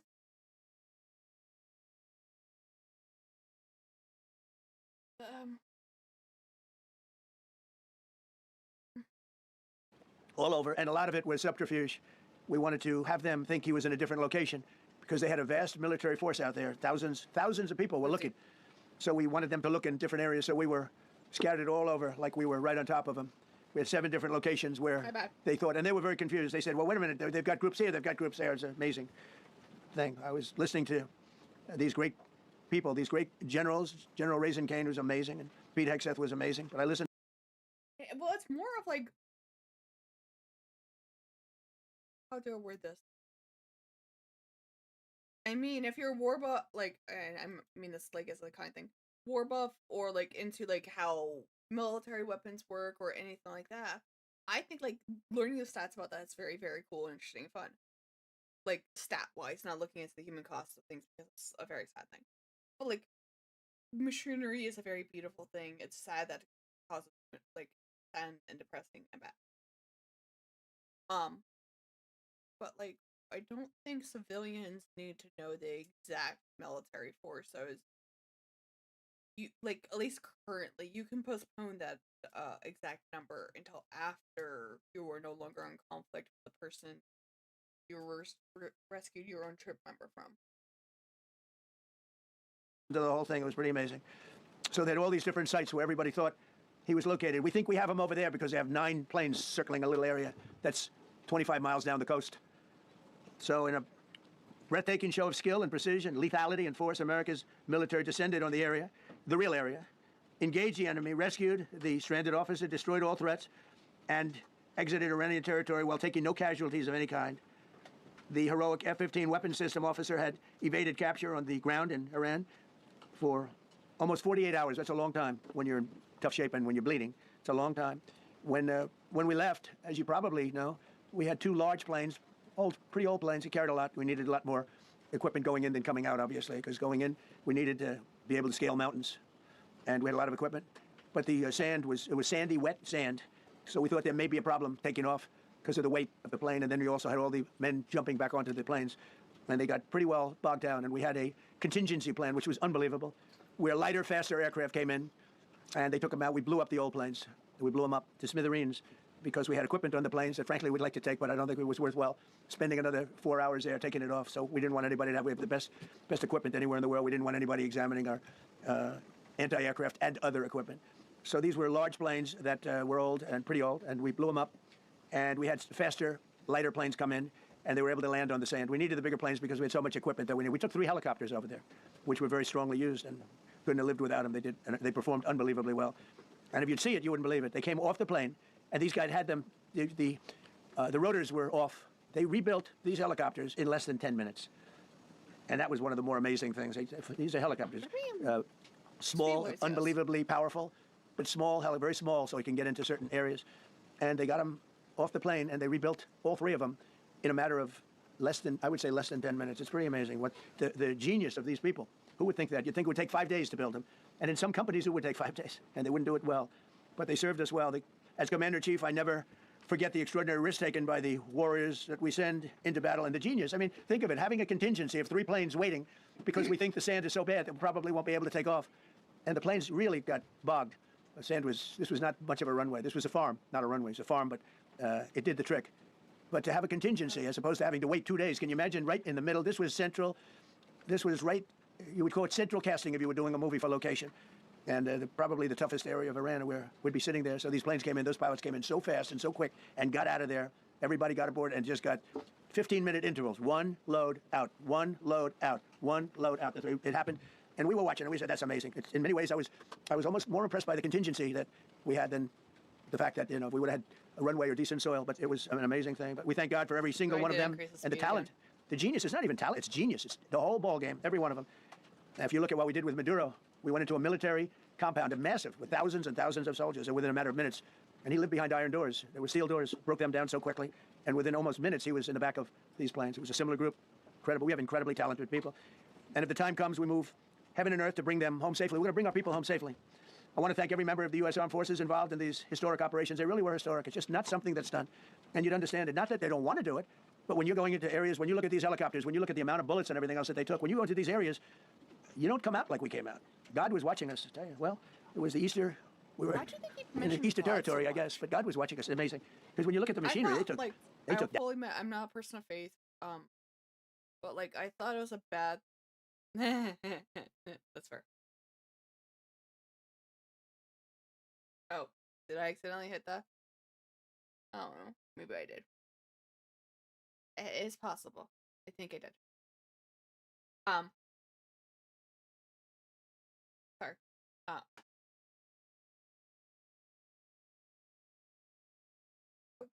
I thought it was blasphemy to put God's name into your mouth. Damage. Tells you. First thing I said is these are unbelievable machines. How they flew back and not even much of a problem. But these two extraordinary rescues, because it was two, and as you probably know, we didn't talk about the first one for an hour. Then somebody leaked something, which we'll hopefully find that leaker. We're looking very hard to find that leaker, and talked about there's somebody missing. They basically said that we have one and there's somebody missing. Well, they didn't know there was somebody missing until this leaker gave the information. So whoever it was, we think we'll be able to find it out because we're going to go to the media company that released it, and we're going to say, national security, give it up or go to jail. And we know who, and you know who we're talking about.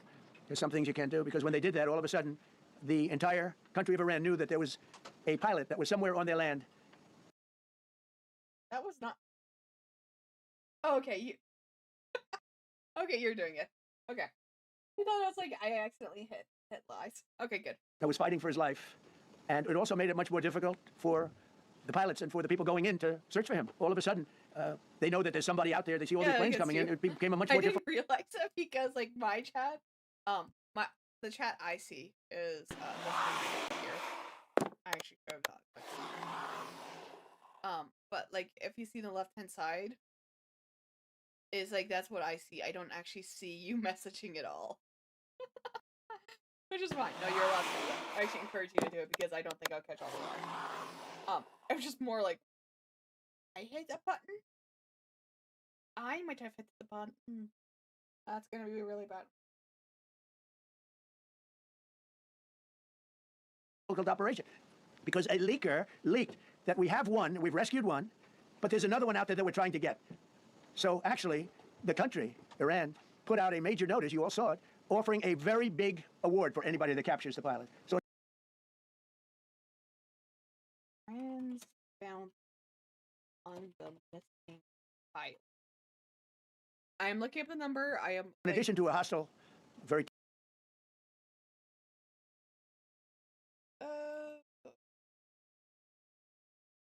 The BBC said 66K.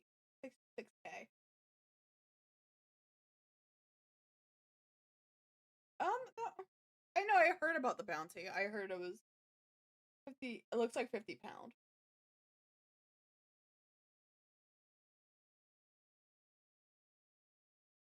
So yeah. Talented, very good, very evil military. We had millions of people trying to get an award. So when you add that to it, but we have to find that leaker because that's a sick person. Probably didn't realize the extent of how bad it was. I can't imagine that person did, but we're going to find out. It's national. Yeah, no, like part of me wants to say that, but I don't know. Maybe it's a law in Iran. Hold on, we're gonna look it up. 66K. Is it a lot in Iran? Also, my source was the BBC, so that was more of. Okay, if I'm reading, I'm not gonna read anything on Reddit about this because no, I'm not reading Reddit. Security, and the person that did the story will go to jail if he doesn't say, and that doesn't last long. And I think everybody would understand it. They put this mission at great risk. They put that.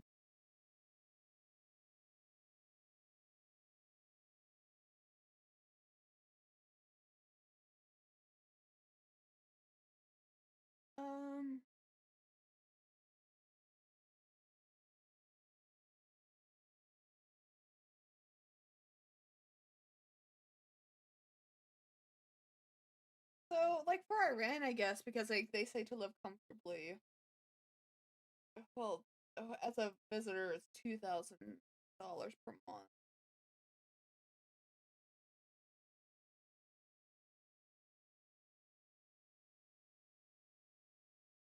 Mm.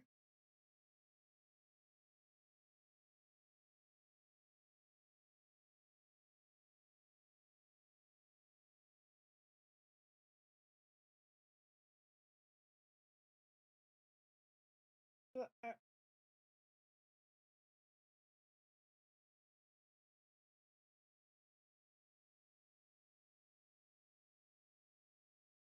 so they have monthly salaries of for the military to be $60 to $100 per month. So like, I guess 66K would be a lot for them, but for like us, like for the United States, like that's still a decent amount of change. But like, I would Man at great risk, and they put the hundreds of people that went in looking for him, because everyone now knows that we're going in. Over the past 37 days, America's armed forces have carried out more than 10,000 combat flights over Iran, unheard of, striking more than 13,000 targets. The F-15 we lost last week was the first manned aircraft downed by the enemy in this entire operation, with thousands and thousands of flights. They got lucky. It was a lucky hit. You know, eventually you get lucky. But we got lucky too, because we got both of them back. But it's a record that is unparalleled in the history of military air operations. Nobody's ever seen anything like it. It's such an honor to be involved with it. We were up late at night, and then we were waiting for those contingent planes to come in, and we said, come on, let's go get in, because they're waiting out on this farm without a runway, with wet, crummy soil, sand, mostly sand, wet sand, and it eats planes alive. And we're waiting, and we're saying, I hope that one can land and take off. And they came in like magic, boom, boom, boom, one after another. It was like genius. So impressed by that, because we were a little concerned. We said, boy, if they don't get in and get up fast, we're sitting in them. And that's called Iran Prime, right, General? That's where the whole bet is. And here we are sitting there waiting for a plane. But they came in so fast and so hard, and these guys knew exactly what to do. Let's go, come on, get in, let's go, pwah. They came one right after another, not at the same time. They don't want to come at the same time. They had to come right after each other. They didn't have any room. There was barely any room to land. Tiny little patch of very wet earth and sand. So I'm so proud of the people that I have standing up here. Oh, I agree with that. Iran, nope, I 100% agree with that. I think Iran has the right to defend itself. Iran 100% does. I think the U.S. and Israel are the aggressors, and if you want to put the blame on the U.S., that's 100% fair. I agree with that. You can join us. We are putting a lie counter for each time that Trump has lied. I think we probably missed some, because I do have the speed 1.7 times speed, but yeah, U.S. does. But yes, I agree with you. But how are you doing today, Doug? With me and many others at work. I mean, so many. Steve Witkoff's over here. He's doing fantastically. Jared Kushner. But the people that are here, the job they did is amazing. And I think I'm going to introduce the head of the CIA, and he is a man. I mean, like, yes, every place has the right to defend itself. I'm doing good. Central casting, okay? If we cast a movie, he's going to play the head of the CIA. He's one of the few. John Ratcliffe, so I'm surprised at the choice of words, and I've only listened to some of Trump's speeches before, but like, I think this is going to be the longest one I've listened to yet.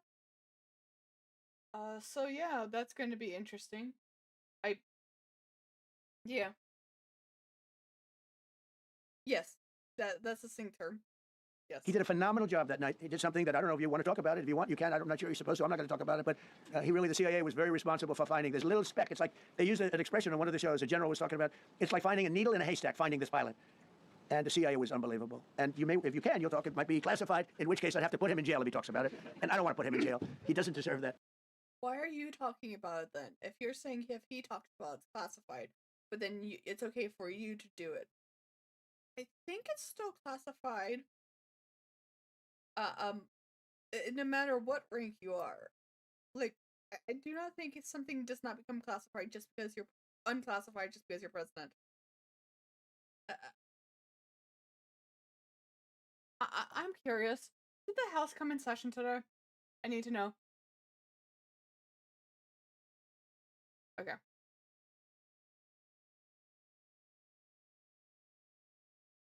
The next meeting. No, the House was not in session again. Yeah, it makes sense. Both of them are doing pro forma sessions. So yeah, no, both of them are out session. At least Senate's going to be out for this whole entire week, so they're going to do another pro forma on Thursday. The House, I'm predicting, is going to do the same, because I think they're just mirroring the Senate, and they're waiting until the House and the Senate both are back in, so both sides of the GOP, well, both chambers of the GOP can talk to each other and seem like a united front. So, John, do you want to say a few words? Thank you. Thank you, Mr. President. It's a privilege to be here with you today to share what we can about this exceptional mission and to recognize the ingenuity and bravery of those who executed it, as well as the leadership and resolve of the President who ordered it. One thing that has been clear to me in this role is that the flawless military operations that the Department of War is known for are hostage to flawless intelligence. We saw that in the skies over Iran in Operation Midnight Hammer last summer. We witnessed it in Venezuela during Operation Absolute Resolve. We've seen it against the cartels in the Western Hemisphere, and we're seeing it every day in Operation Epic Fury, including this mission to rescue an aviator buried deep behind enemy lines. Because it is the unique tradition of the U.S. Armed Forces that we leave no man or woman behind, this was a no-fail mission. That was the spirit in which the President put us to work, and we were determined not to let him down or our airmen down. As an agency, the CIA possesses unique capabilities that only the President can deploy. Some of these capabilities fall under covert action authorities, and because covert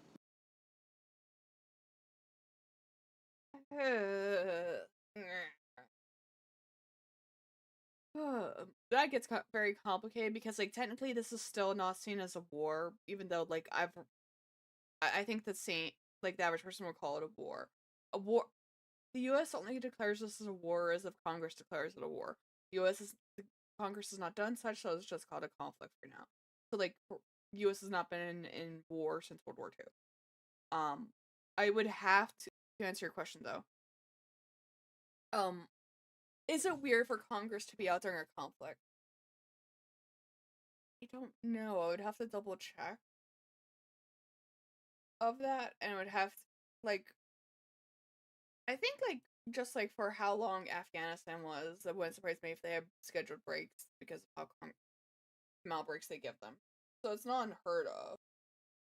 But I think it's weird to do in the first 60 days of a conflict start, because Congress has still not voted on if this is a sanctioned act or not. And that needs to be done 60 to 90 days. Republicans are saying 90 days. I will see what happens then. But, like, that timeline's coming up. So, like, that part I think would be weird, but I would have to double check. It also does not help, like, I think it also depends on the makeup of Congress at the time. Since we have a Republican slight majority in the House and Senate, that means the GOP gets to determine the schedule in both chambers. And they could just say they don't want to do business. Which, they have the right to do that.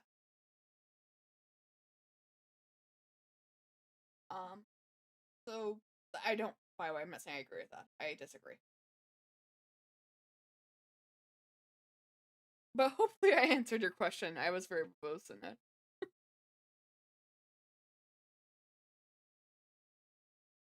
And I can double check to see if looking at previous presidents. Okay, cool. means exactly that. I'm not going to be able to tell you everything that you want to know. At the President's direction, we deployed both human assets and exquisite technologies that no other intelligence service in the world possesses to a daunting challenge, comparable to hunting for a single grain of sand in the middle of a desert. This was also a race against the clock, as it was critical that we locate the downed aviator as quickly as possible, while at the same time keeping our enemies misdirected. For that reason, in addition to the human and technical assets deployed by the President to find our airmen, CIA executed a deception campaign to confuse the Iranians who were desperately hunting for our airmen. On Saturday morning, we achieved our primary hopefully the deception campaign is not talking about that's the exceptional technology you have. That would be kind of, I think, every single person can lie. Maybe babies can't lie. Wait, hold on. I'm thinking about the statement, can baby. I think they can, just not with words. So hopefully that's not your advanced technology. Also, yes, I'm being facetious. Objective by finding and providing confirmation that one of America's best and bravest was alive and concealed in a mountain crevice, still invisible to the enemy, but not to the CIA. That confirmation was relayed by Secretary Hegseth to the President, and the operation quickly moved to the execution phase. Following the successful exfiltration on Saturday night, our intelligence reflects that the Iranians were embarrassed and ultimately humiliated by the success of this audacious rescue mission. When the President asked me to lead the CIA, he made it clear, get back to basics, no politics, no agendas, tackle the hardest problems, and execute the toughest missions. This President is about results, and now that's what his CIA is about too. The professionals at the agency and at the Department of War. Well, it's I can make it change it to lie if that'd be easier. So it's the lies with the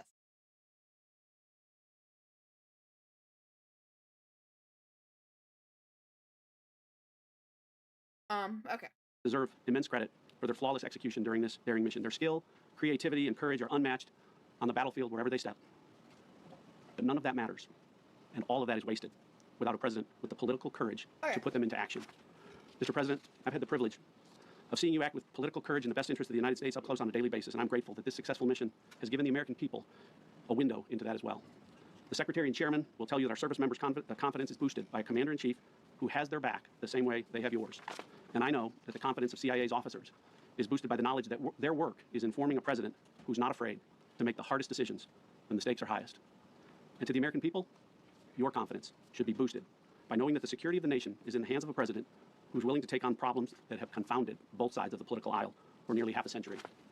It is an honor to serve under a leader who just proved that you can believe him when he says, no matter what, we will leave no one behind.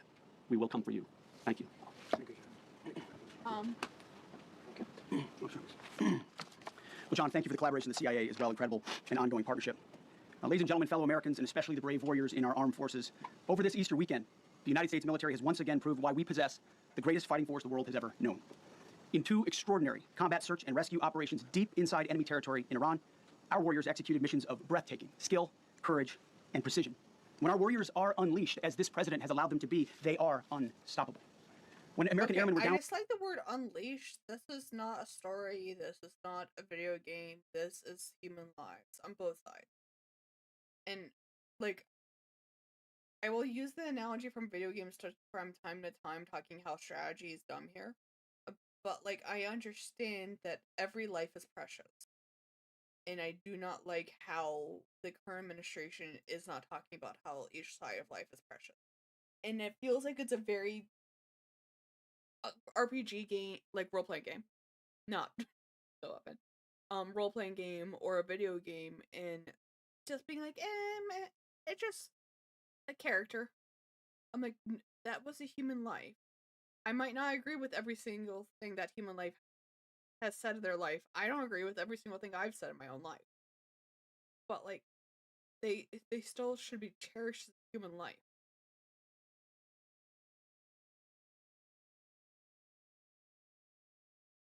Behind enemy lines, our forces and our president did not hesitate. Special operators supported by elite air crews and intelligence professionals moved swiftly and decisively into treacherous mountain terrain under the constant threat of Iranian forces closing in. Ultimately, it was an impotent Iranian threat. And today, as the CIA director mentioned, Iran's military, and we know this, is embarrassed and humiliated, and they should be. Now, these are not... I got a question. If a lie repeats, does it count again, or does the first time the lie has time?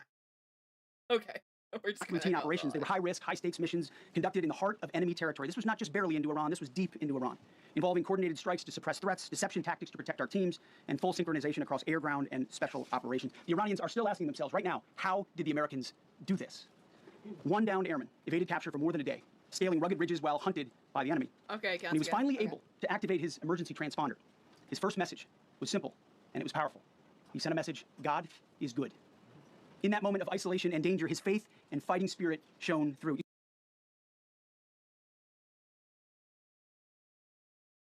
Part of me wants to be a smart aleck and see, like, in 50 years when we actually see the actual messages, if he actually says God is good. I'm very curious.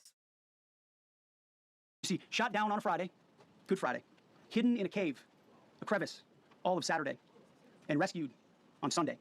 Flown out of Iran as the sun was rising on Easter Sunday. A pilot reborn, all home and accounted for, a nation rejoicing. God is good. Despite incoming fire and unforgiving conditions, our... Also, by the way, I know that one of the reasons why they were worried that was actually an enemy, and they didn't actually know if that was actually a person who was sending those messages, which is fair, like a fake message. Fair logic.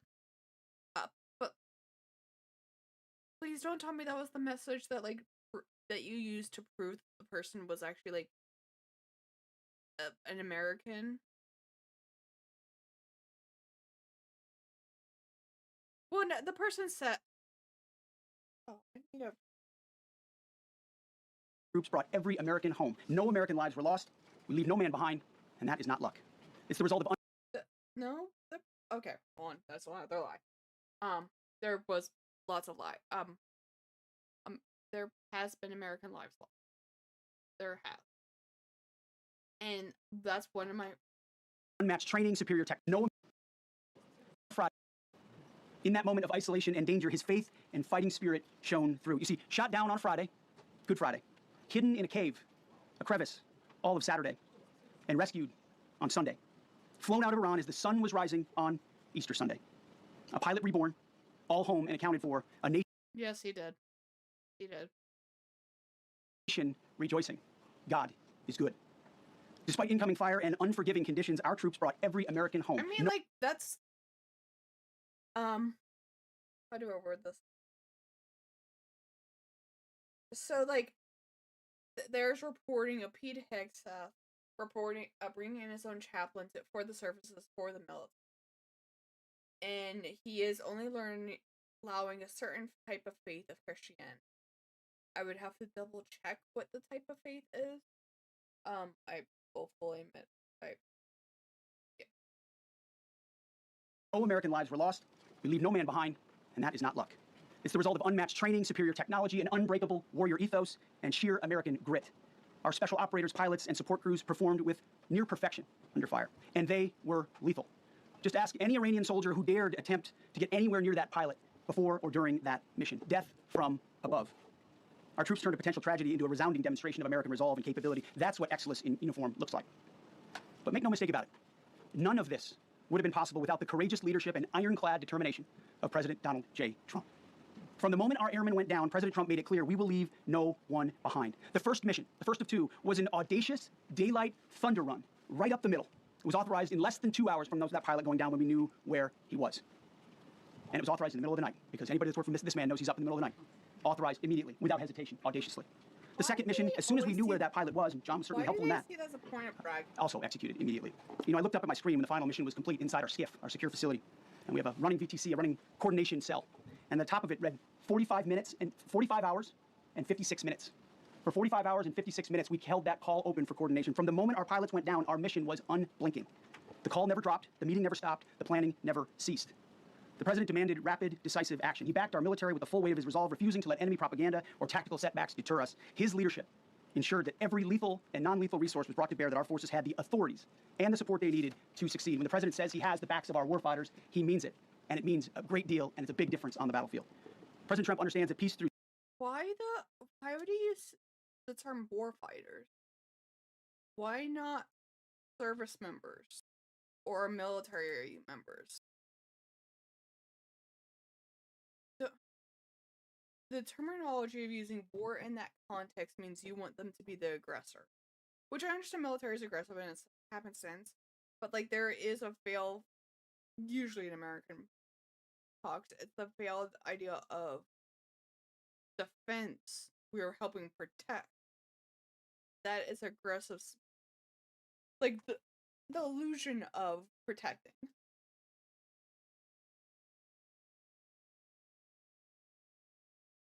And then also the other problem with using the term warfighters is it makes it inhumane because you're seeing them as a weapon instead of a person who is behind those acts.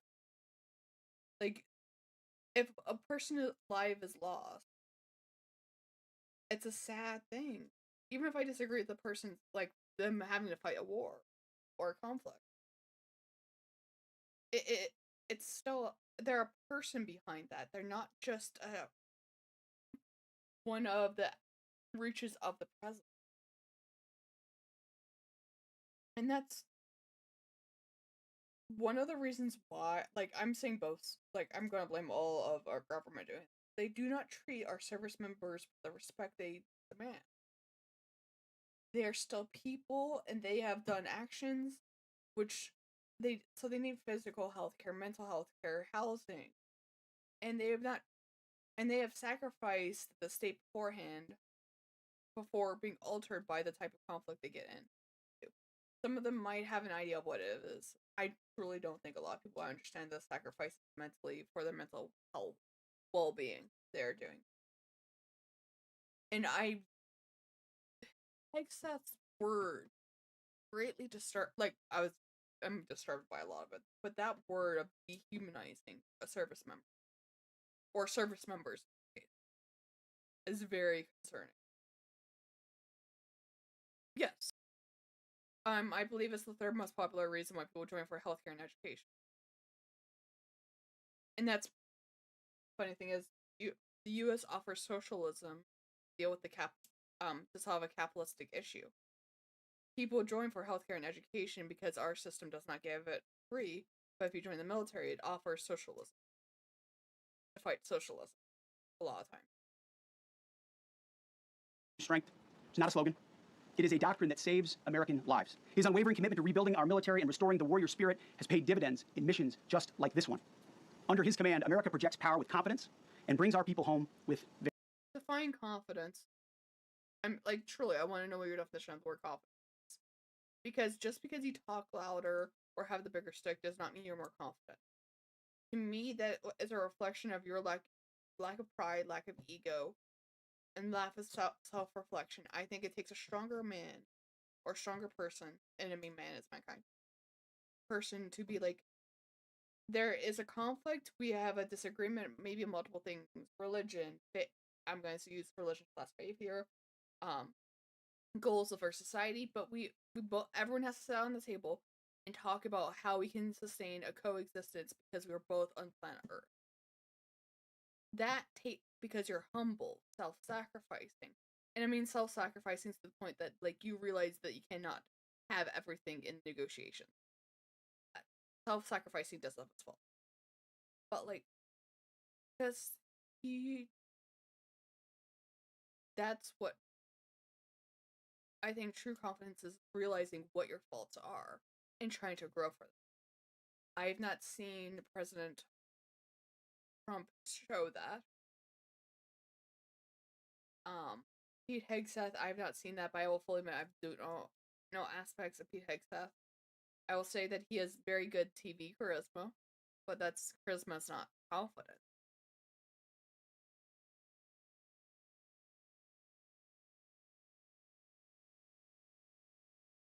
I don't know if they actually even care.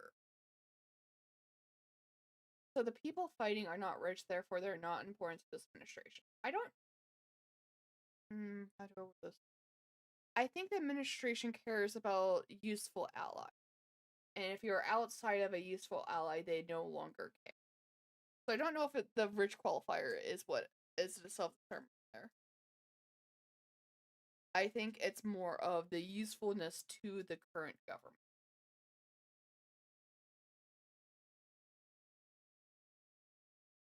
Victory. And that continues today, by the way, per the president's. Because, like, Marjorie Taylor Greene, she used to be the biggest ally of Trump.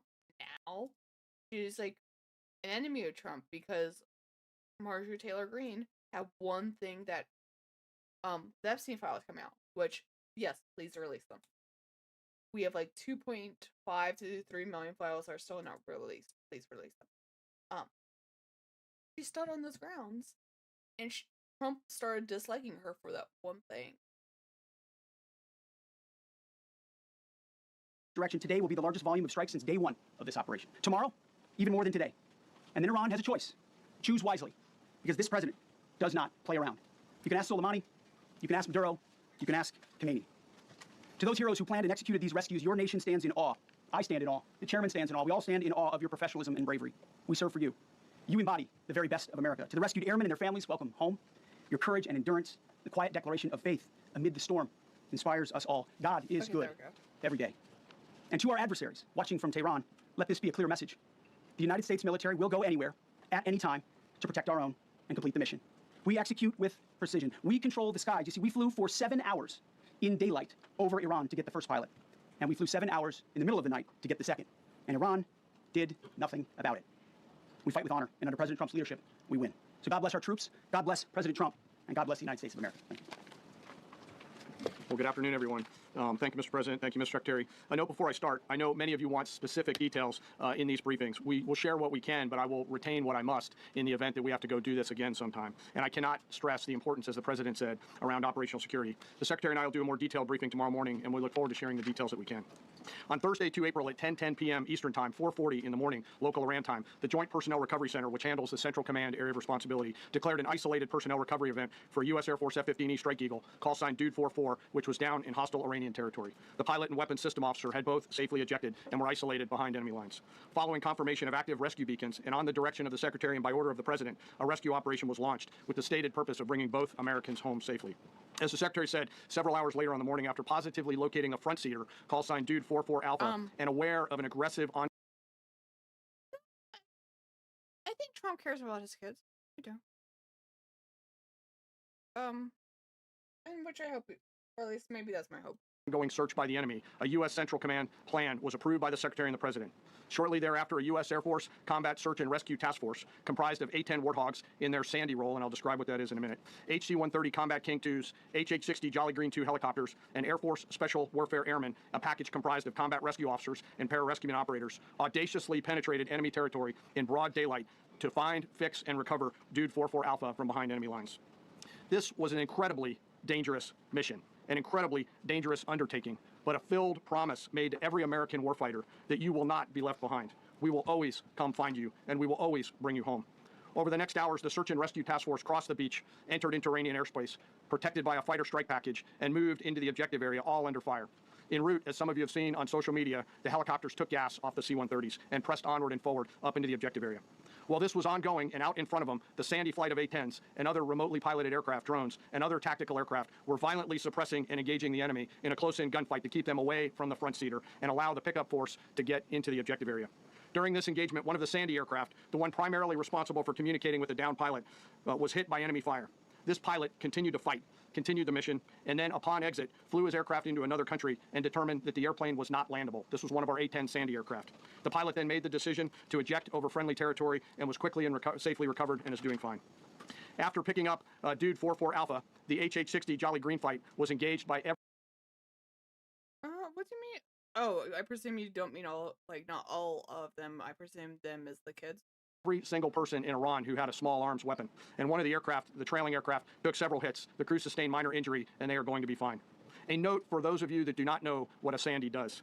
Named after the flight call sign that did this very mission in Vietnam, flying A-1 Sky Raiders and A-7 Corsairs, a Sandy has one mission: get to the survivor, bring the rescue force forward, and put themselves between that survivor on the ground and the enemy. They are committed to this. This is what they live for, and this is what they've trained for over many, many years. The A-10 force and the rescue force did a fantastic job rescuing Dude 44 Alpha. He was recovered Friday afternoon.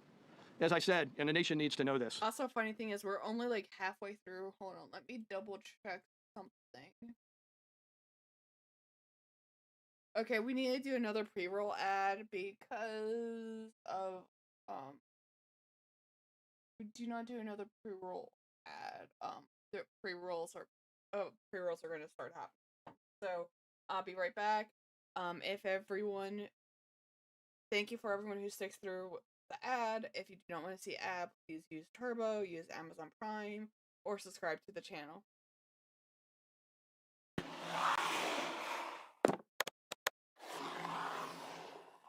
Everyone who stuck through the ad. Going back to This was an incredibly brave and courageous mission, and a testament to the courage, skill, and tenacity of the Joint Force and our leaders. And especially a daylight option, having the guts to try, means so much to so many. Meanwhile, the backseater, as the President and the Secretary have said, had continued to work and survive. Through the hours of daylight, Dude 44 Bravo, the backseater, evaded. Using every means available, the efforts of the United States military, the Central Intelligence Agency, and others were attempting to find and locate with precision Dude 44 Bravo, the backseater. A note on the backseater and the front seater. The single most important contributor to a successful rescue operation is the spirit of attack inside the heart of that downed aviator. Their will to survive, their will to evade, their will to recover is everything. In this case, the backseater's absolute commitment to surviving made much of our efforts possible. On Saturday, 4 April, after establishing positive communications with the backseater, we learned, as the President said, that he was injured and actively evading enemy forces. And thanks to our interagency partners, we were able to get eyes on his location and positively ID him. Throughout this entire time, the enemy force continued to search for 4-4 Bravo, and the joint force continued to strike them over and over and over again. Fighting off marginal weather in Iran and the enemy search for a second time on Saturday, at the recommendation of the CENTCOM commander and at the approval of the Secretary and the President, we launched a rescue task force to recover Dude 4-4 Bravo. Again, this came to the President and the Secretary for approval, this time with a much larger force package based on the time that the enemy had to prepare to find 4-4 Bravo. Again, this force was protected by A-10 Warthogs using the Sandy call sign. And this force had one single mission: do everything they can to bring an American home. This meant having a plan, being prepared to execute that plan, and, more importantly, being prepared for multiple simultaneous contingencies. And because of this force's professionalism, grit, and determination, fight off two enemies at the same time: the enemy searching for 4-4 Bravo and contingencies, which anyone who has done these types of missions knows we run into every single time. The force fought off both of those enemies incredibly well. During the period of darkness on Saturday, and as the Secretary said, into Easter Sunday and into the daylight, the force fought its way in and rescued Dude 4-4 Bravo. They were protected overhead by an air armada, including tactical drones, strike aircraft, and others. The force fought through multiple simultaneous contingencies, something no other nation, no other military can do, and safely returned Dude 4-4 Bravo, the backseater, home, and all other Americans home as well. At midnight 12 local Eastern time, Easter Sunday, more than 50 hours after the start of this operation, the Joint Personnel Recovery Center declared Dude 4-4 Bravo, both the front and backseater, returned to friendly territory. The courage demonstrated by both the pilot and the weapons system officer while isolated and them invading the enemy cannot be overstated. Their grit and warfighting tenacity is a direct result of the absolute trust they have in our rescue forces, their training, and their will to survive and return. They always knew that we would be ordered to go get them, and they always knew that we would be coming to get them.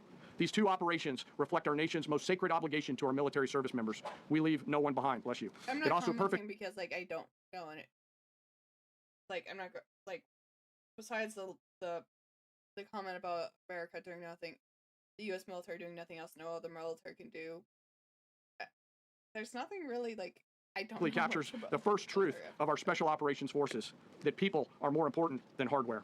That is the standard we live by, and the rescue forces that execute these missions operate under a clear motto: these things we do that others may live. Their actions were a direct embodiment of that commitment to others, and I could not be more proud of each and every one of them today.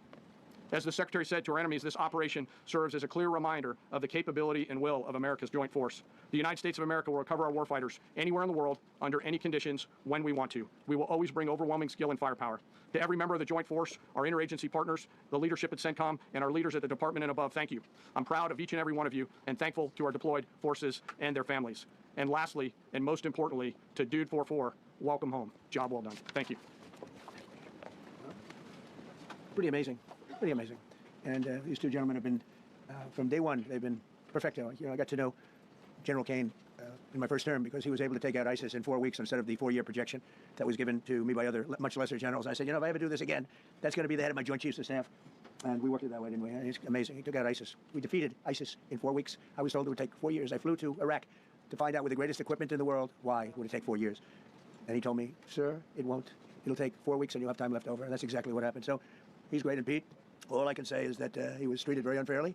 And now those same people that treated him unfairly, that fought against him, they called me up and said, what a great choice he was. They said, well, what happened during his nomination? What happened to you? I'm telling you, people that were not for him, senators, friends of mine, sir, I don't think you're doing the right thing. Now they call me up. What a choice. These two guys are fantastic. And John Ratcliffe was incredible. It was actually their genius that called us from, he was 40 miles away. And he said, you know, we're seeing something moving up in the mountain. This is at night.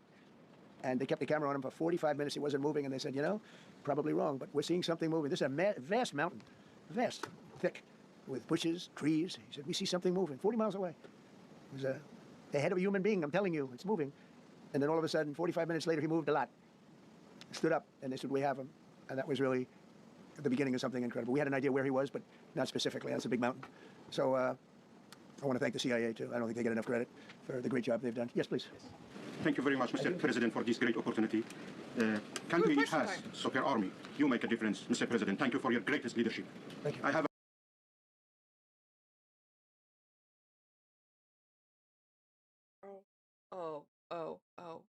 this is the line of questions we have.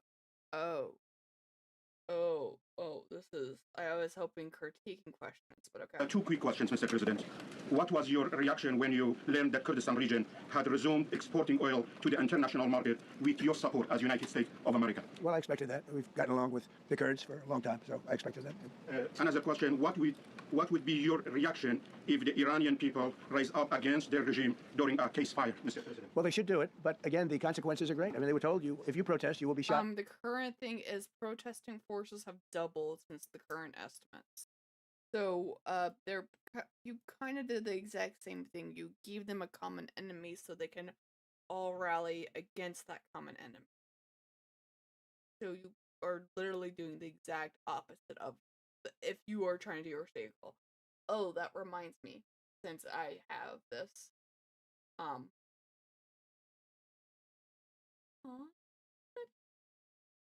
okay. This is from Midas Touch, but like I thought it was very succinct. The quote since the beginning of the war: March 3rd, we won the war. March 7th, we defeated Iran. March 9th, we must attack Iran. March 9th, the war is ending almost completely and very beautifully. Beautifully is a very weird word to put here, but okay. March 11th, you never like to say too early you won. We won in the first hour, it was over. March 12th, we did win, but we haven't won completely yet. March 13th, we won the war. March 14th, please help us. March 15th, if you don't help us, I will certainly remember it. March 16th, actually we don't need any help at all. March 16th, I was testing to see who is listening to me. March 16th, if NATO does not help, they will suffer something very bad. Our allies are going to love that statement. March 17th, we don't need nor want allies' help, NATO's help. March 17th, we don't need congressional approval to withdraw from NATO. You do. Our March 18th, our allies, can I count as a lie? Our allies cooperate in reopening Strait of Hormuz. March 19th, U.S. allies need to get a grip and step up and help open the Strait of Hormuz. NATO's people are forward. According to Trump. March 21st, the Strait of Hormuz must be protected by the countries that use it. We don't need to use it. We do not need to open it. March 22nd, this is the last time. I'll give Iran 48 hours, open the strait.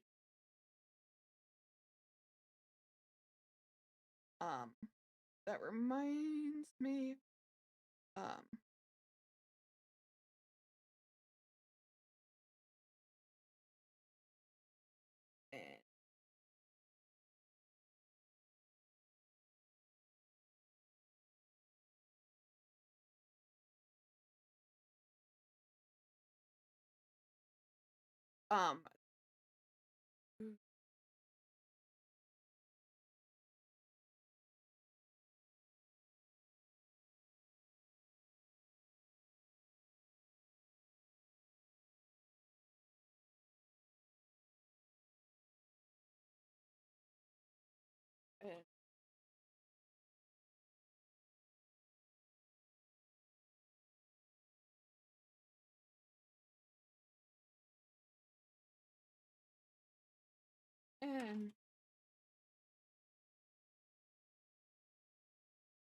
and there's a link to the Discord server. I just was saying that quickly.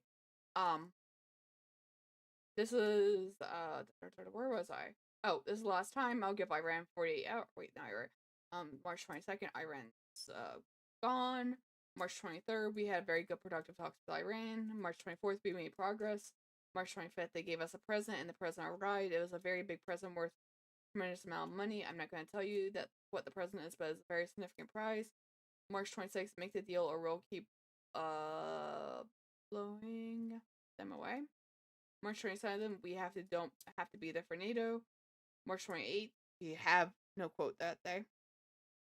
March 29th, claim talks were progressing. March 30th, open the Strait of Hormuz immediately or face the devastating consequences. March 31st, we're very close and Iran would do the right thing. April 1st, we'll see what happens very soon. April 2nd, the deal is likely and we're warning strikes is not April 3rd, something bad's gonna happen. April 4th, Iran must comply immediately or face the consequences. April 5th, open the freaking strait, you crazy people, or you'll be living in heck. You just watch out. And I'm not going to say praise because that statement does not deserve praise. But yeah, those are all the statements that Trump has said. Immediately. You saw what happened to the young wrestler. He was a great champion, by the way. He was a great wrestler, one of the top in the world. And he and his two friends were hung. And all they did was say a little bit about liberty. They wanted liberty, and they were violently executed. But the number is up to probably 45,000 people were killed. So, you know, when somebody stays in a house, when they know if they walk out of the house to protest, they'll be immediately shot and killed. And they issued that. You know, that was publicly issued. It's not a secret.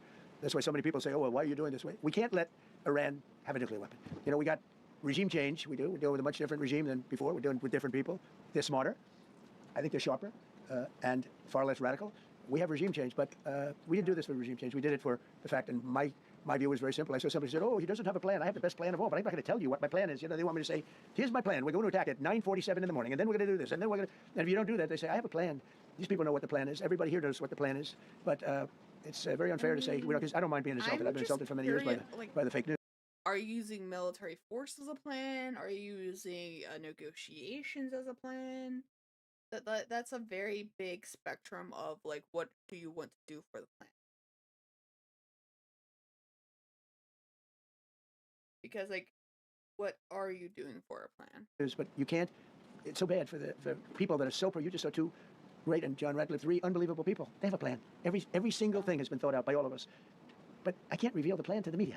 So, you know, but we're just thrilled by the success of this operation. Yes, please. Thank you, Mr. President. You've said Iranians would be mad if you stopped these attacks, but why would they want you to blow up their infrastructure, to cut off their power? Wouldn't that be punishing Iranians for the actions of the regime? They would be willing to... They would be willing, and it's... Are you saying for me or him?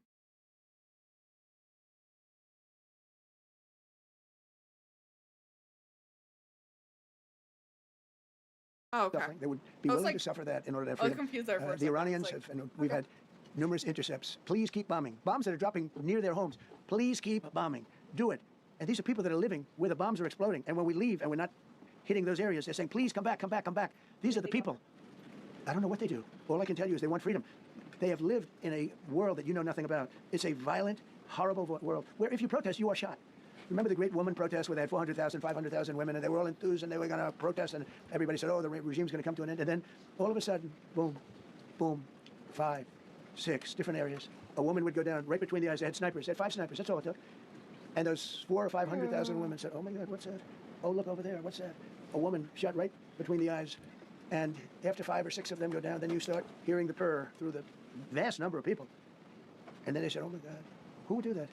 And they're incredible people. But they've lived so horribly. They've lived so horribly. You know, Iran was a great country if you go back 25 years ago or so. The Persian people, they're incredible, smart, brilliant, actually. And I know so many. I know coming from New York, originally, I know so many people from Iran. They're incredible people, incredible energy, and very, very brilliant people.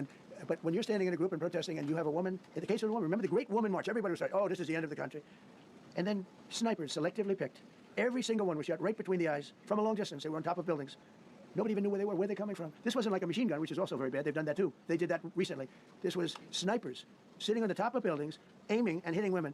And when they see people go down, and all of a sudden there's a riot in the reverse direction, and they never came out again. And a lot of the news doesn't talk about it. They talk about, oh, women's rights. You want to see women's rights? You're not going to see it there. It's amazing when I see some of the stupid people, like, you know, AOC +3, all that group. They talk about, oh, freedom for Iran. They don't tell you the real facts. Women, men, gays. How about gays for Iran? They kill the gays. They throw them off buildings. So I wonder what's going on. I can only say this. I don't like it. They want us to keep bombing. Like, they still have the right. I don't even.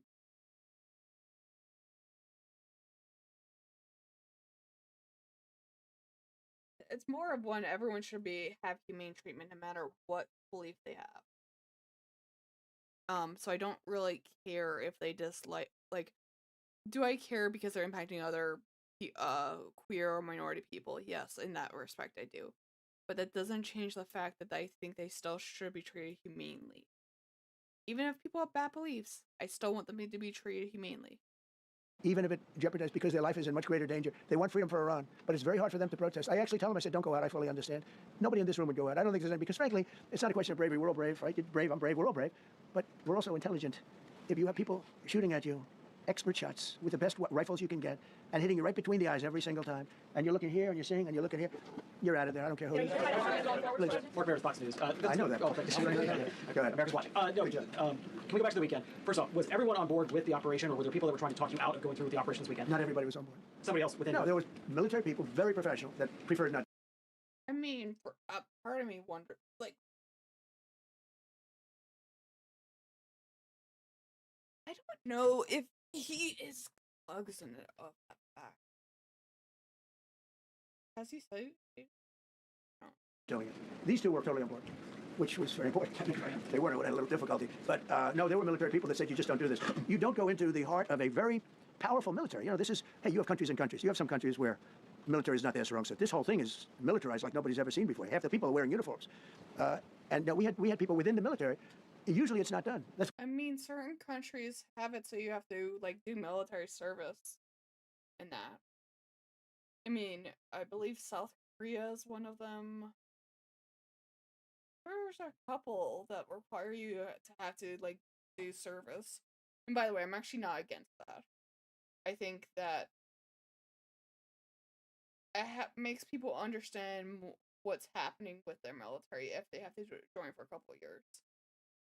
Now, do I think that U.S. military in the current system would be a good environment to do that in? No, because there's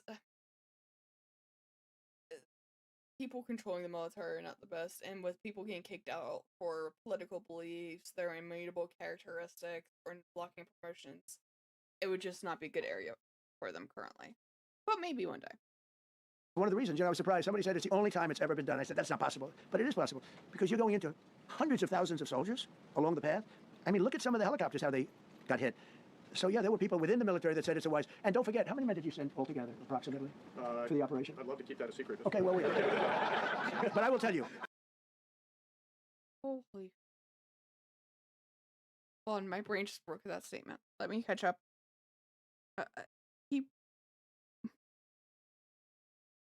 Oh, wow. Okay.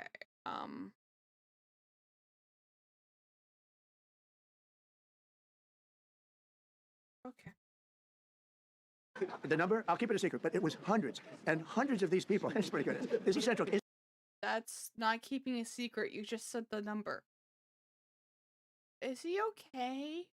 I mean this honestly. Is he okay? Hundreds give you a rest estimate.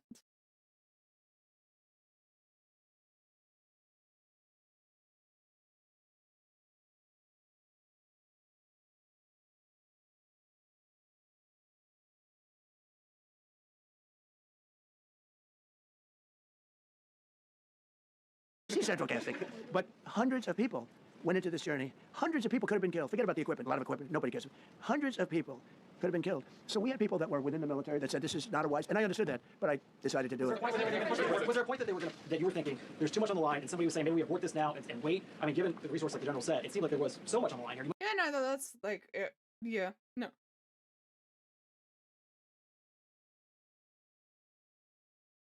Must have been thinking, this could have completely changed. So the first one, which was in many ways. Also, tell me if you heard that glass when I did that redeem, because I hear it very loud, but I don't know if anyone on stream hears it. As dangerous as the second, I guess it gets, because we're flying over daylight. You know, we're the best at the world at night. We have goggles that nobody. We have goggles. I've tried them. They're unbelievable.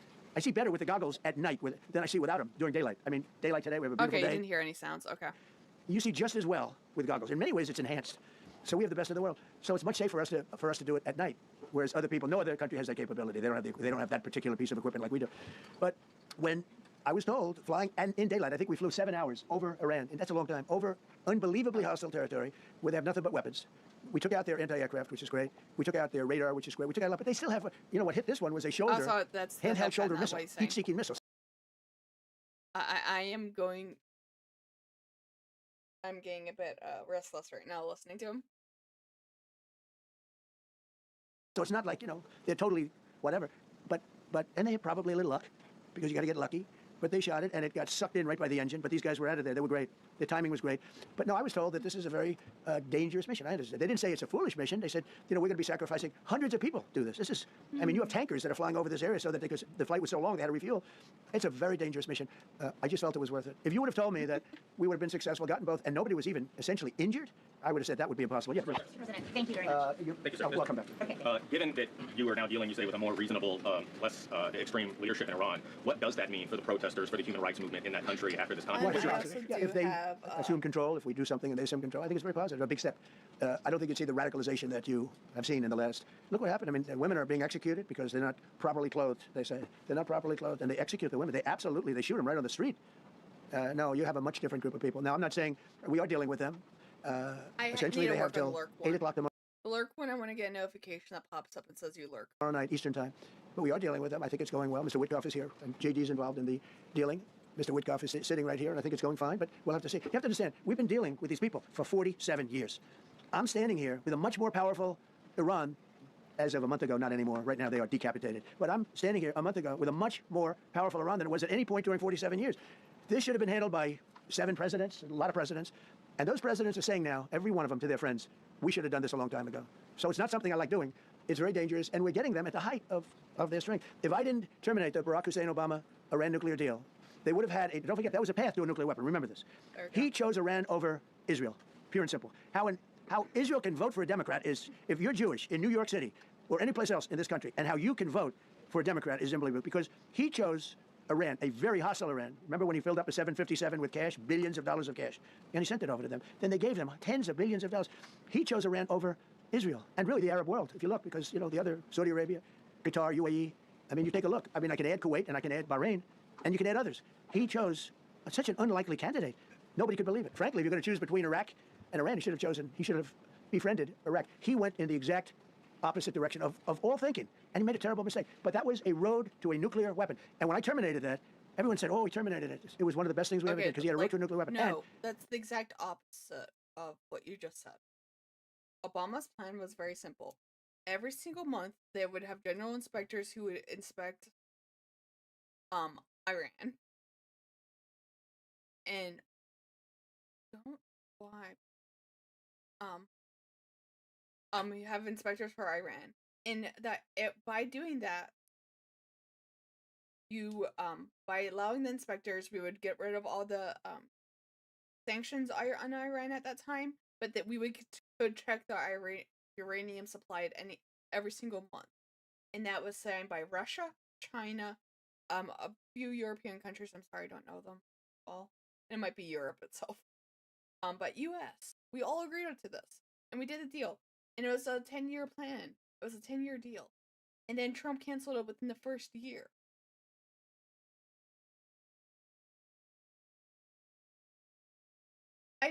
That's a chair that's behind me. Tell me if I need to make that bigger, because in the future I can.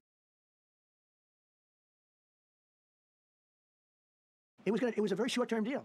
Countries don't do 10-year deals. Countries do hundreds of years. You don't do a 10-year deal. For a country, you're a landlord, you're renting a store on a certain street, and you give somebody a 5-year or 10-year lease. This is a country. It was a short-term deal. It was ready to expire. I terminated it before it expired. It took a lot of heat, and it was one of the best things I ever did, because he would have had a nuclear weapon. Then he would have had another nuclear weapon, had those beautiful B-2 bombers not gone in 8 months ago, and obliterated that site. And by the way, the word is obliteration. CNN said, well, maybe it wasn't complete. It was so complete that they still haven't been able to get it. It was obliteration. But also you said last year you dealt with their nuclear capabilities. But if you did your job properly from your own statements, you would not have to do the statements today. So, that doesn't work that way. And then the last one that you have not tried yet is hydrate, if you wanted to try all the commands.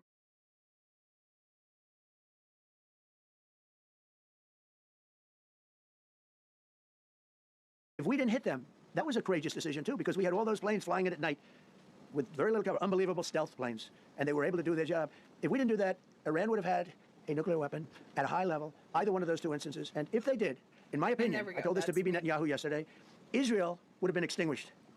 Large portions of the Middle East would have been extinguished, whether it's Saudi Arabia, Qatar, UAE, or and others. Then there's and you saw that with thousands of... Labu.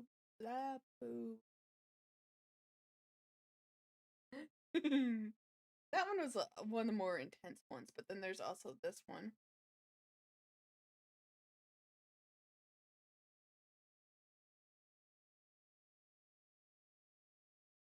missiles raining down upon them. They didn't think they were going to be hit. They thought they'd be watching us fight. And all of a sudden, UAE got hit by 1,500 missiles. He would have taken them out also. And they were powerful. If I didn't come along and terminate the Obama deal, which was terrible, the Iran nuclear deal was a road to a nuclear weapon, a big one, unlimited, legally. I terminated it without even much thought. It was so easy.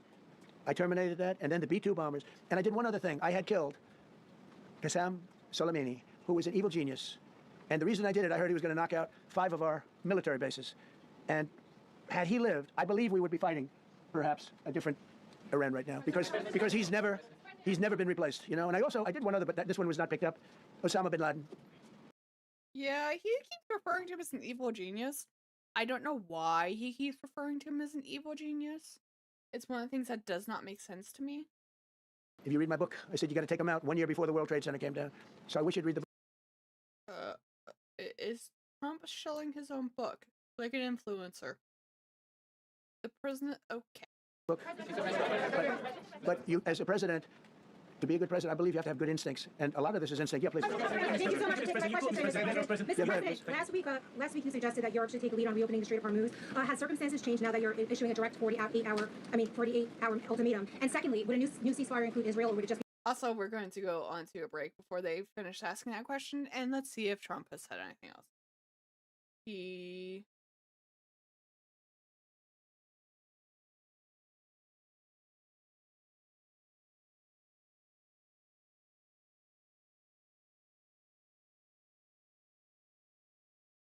He's endorsing someone.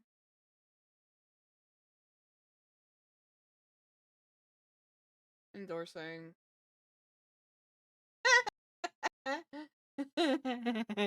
Okay, that's me. I'm being mean. He retyped the exact same thing, he just put the wrong number on there. So he endorsed the wrong person at first. Okay. I was going to laugh if it was 3 times again. He's endorsing a lot of people. Endorsing. You messed up on the numbering again. How do you keep messing up on the numbering? Like you just copy and pasted that. Okay.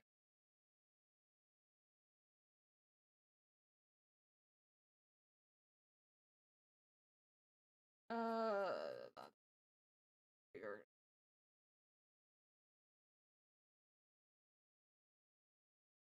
The ugly thing. Okay, why would you? Okay, I would never go. Okay. So yeah, no, he's just being weird. Like that's just weird.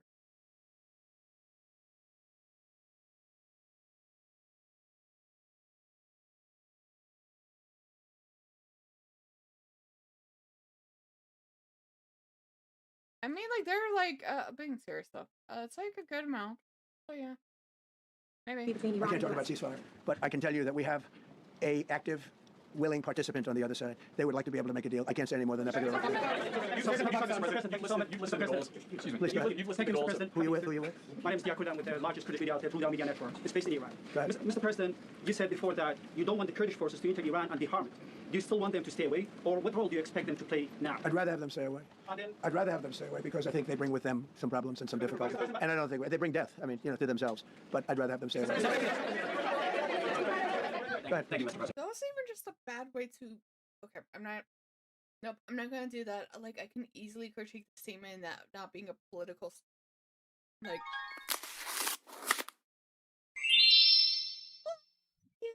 Oh.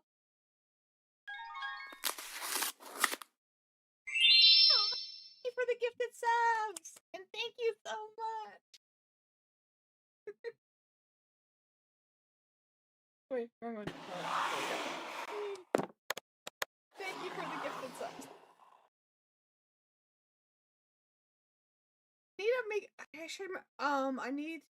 I will think about making a special alert for that. Well, besides the card thing. But thank you so much for the 2 subs, Beth. Thank you.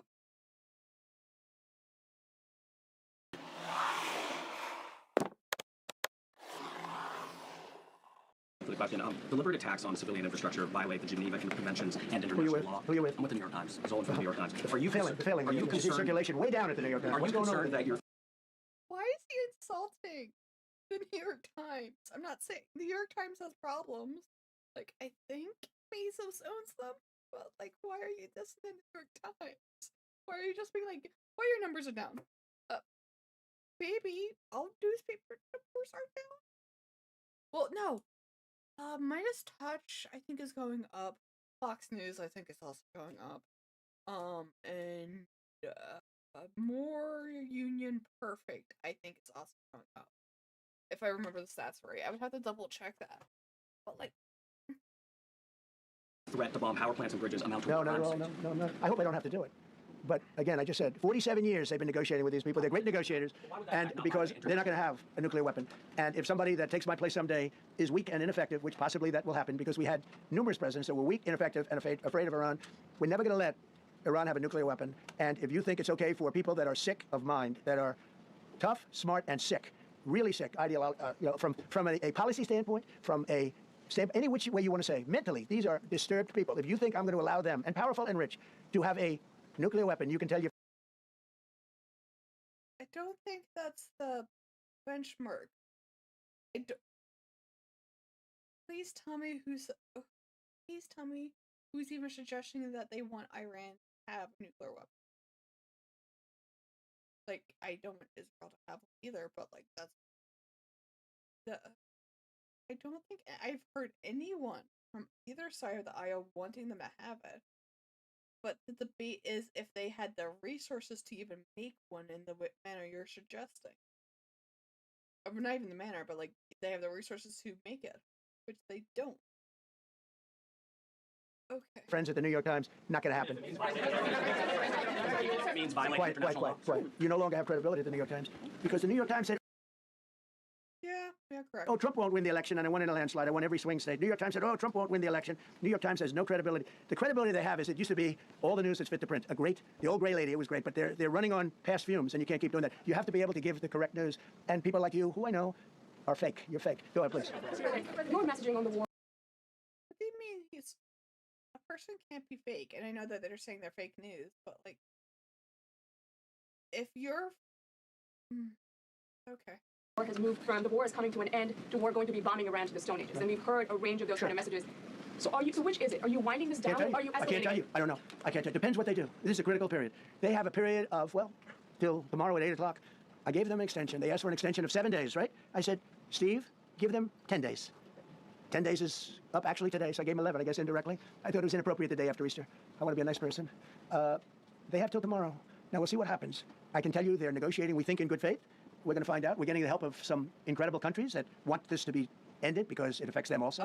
And those countries are because I think they deserve, like, to be working with the current administration all the praise. Pakistan, Egypt, and Turkey are currently working to avert the outcome of basically they want to avoid the action that Trump wants to do by brokering a deal, or they want to at least push the time back if they can't get a deal. He's been going off on, that was the second journalist he goes off on. People are affected by this, but we're giving them till tomorrow, 8 o'clock Eastern time, and after that, they're going to have no bridges, they're going to have no power plants. Stone Ages, yeah, Stone Ages. CNN fake news. Are you willing to make a deal that does not include reopening the Strait of Hormuz, or is that now a top priority? I would say it's a very big priority because, see, that's... I thought you were against opening this, that you didn't care about opening the Strait of Hormuz. I'm confused. You said you won't care and the allies should figure out on their own. Now you're saying you care. I'm very confused. Okay. One thing that's a little different than other things. We can bomb the hell out of them, we can knock them out for a loop. But to close the strait, all you need is one terrorist that somehow has a truck loaded with, because you can carry them in trucks, large trucks, a water mine, drop them in the water. And now you tell people that own ships that cost $1 billion to don't worry about the mine. You can do that even just by saying we put mines in the water. So it's not like the rest. We can knock out their military. We already have. We've knocked out their Navy. We've knocked out their Air Force completely. We've knocked out 158 ships in 3 days. We've knocked out even their mine droppers. They don't have any. By the way, their navies from the 1960s and 1970s. I would be impressed if the U.S., who has the biggest military researching budget in the world, would not be able to do that. I think that'd be. He's talking about that we got rid of Iran's navy, which maybe is true, maybe it's not, but that's not the praise he thinks it is, because Iran's navy is like from the 60s or 70s. I mean, I hope that with 2020 technology, we'd be able to take out technology from 1970s if we're just talking about who would win a fight, like technology on technology. The only thing I would give advantage would be like tactics, but like that's complicated, and that's like assuming that his statement's correct that we got rid of 150 of their ships, and we actually got rid of all of Iran's navy. Mine droppers anymore, but they put them on other boats, and they could drop them. I'm not even sure they have any mine droppers, by the way. I'm not sure. I'm personally, they say there might be 8. I don't know. I think there might be none, because they're very good bullshit artists. That's why for 47 years they've been bullshitting other presidents, and they haven't done the job. And people are living in hell. You live in that country, they're living in hell. No, I think that 47 years of this stuff is long enough. They're at the weakest point they've ever been. They have no Navy, they have no Air Force, they have no anti-aircraft weaponry, they have no radar, they have no communication. In fact, the biggest problem we have in our negotiation is that they can't communicate. I said to Steve, what are they saying? Sir, they can't communicate. They have no method of communication. So we're communicating like they used to communicate 2,000 years ago with children, bringing a note back and forth. They have no communication. But I'm highly suspect. Even if I don't think insulting someone who wants to make peace negotiations is the best way to have negotiations. all I want to see is I want to have a safe world, and you're not going to have a safe world. Israel will be gone, the Middle East will be gone, and then they're coming for Europe. And I have to tell you, I'm very. I mean, like, yes, he should know, but also I don't think he should have said anything about the technology level, as in being like there. And also, we actually don't. From my understanding, the U.S. isn't talking to Iran directly. We're using intermediaries because Iran does not trust the U.S. as a country right now. They do not see U.S. as trustworthy. So is he talking about? Oh, okay. Sorry, it's hard to tell. Disappointed in NATO. Very. I think that NATO. I think it's a mark on NATO that will never disappear. Never disappear in my mind. You know, they're coming to see me on Wednesday. They're going to say, "Oh, we'll do this, we'll do that." Now they all of a sudden want to send things. You know, but they said it loud and clear at the beginning. When I spoke to UK of all, I would have said they would have been the first because they're the oldest. And I said, "Yeah, I'd love to have a little help." He said, "No, sir, we'd rather wait till you win." I said, "I don't need help after we win. They have 2 old broken aircraft carriers, barely work." I said, "I guess we can use them. Who the hell knows?" I called the general. He didn't even want. He said, "We don't really need them. We got the SS Abraham Lincoln, sir. We don't need them." You know, we have in terms of technology. We had one day 101 missiles going at 2,700 miles an hour aimed at the Abraham Lincoln. 101 missiles. Out of 101 missiles, 101 missiles were shot down. Unbelievable technology. 10 years ago, 5 years ago, I don't know if that would have been possible. But 10 years ago, that wouldn't have been possible. 101 missiles heading to a ship that's not that far off the coast. And out of the 101 missiles, we shot down all 101. We have weaponry. The Patriots are unbelievable. We have weaponry that's unbelievable, yeah. Go ahead, please. Yes. Thank you, Mr. President. You said earlier today during the egg roll that you would like to take Iran's oil, but Americans want U.S. forces home. Correct. What's that trade-off? If I had my choice, yeah, because I'm a businessman first. With Venezuela, as you... Isn't it so telling? Someone said, would you rather have American service members or Iran's oil? He chooses Iran's oil without a second thought. Second thought, he chooses the inanimate object, which oil is. I cannot tell you the level of anger I am feeling in the core of my body at that statement. It's astounding. Like, I understand oil has a big impact into the. My thing is, if I was the president, I would be like, okay, there's been too many dumb wars fought for oil. Too many. And oil is used in other things besides cars, but I think cars is one of the largest expenditures of oil. I would give. I'm sorry, I'm not helping. I would say, I'm sorry if I'm not helping with your blood pressure. I would say, let's put a bunch of money into grants for EV, electrical vehicles.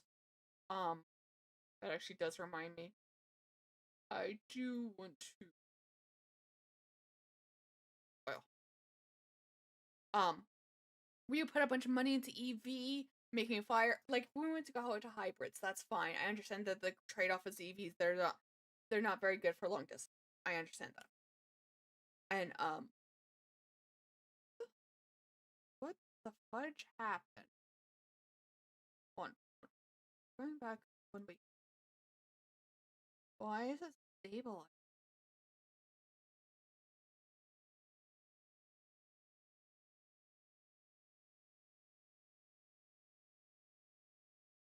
Huh. Why did the oil just drop off here? Weird. But like, just do EV vehicles. I know that oil is also made to use plastic and that stuff.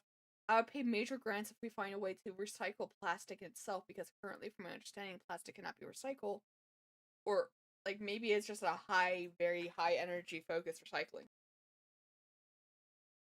And I would actually pay people to take plastic from, like, grants or whatever, or like they do, like how they pay you for a can. I pay people to find plastic in, junkyards and that stuff and actually put them into recycling deposits. And so we can actually have joint recycling, like clean it off and see if we can recycle it. And I know that I'm like 95% certain that we cannot get oil from it. But to like just not produce more plastic. And like I think we can do a lot more things domestically, and I think ocean beaches are cool. Like I saw a really cool YouTube video. I have to see if I can find it. It was like a couple of years ago. About hold on. Sorry, my phone is dying. So 20% left. So I will finish the video and I'll probably end the live stream after that because my phone's at 20%. But like ocean beaches, I heard that you with if you have long hair, especially and that comes off in a brush. I will fully imagine all hair types. That you can take the parts that come off on the brush, and if you send them your old hair's actually really, really good at absorbing oil because of scalp and that stuff.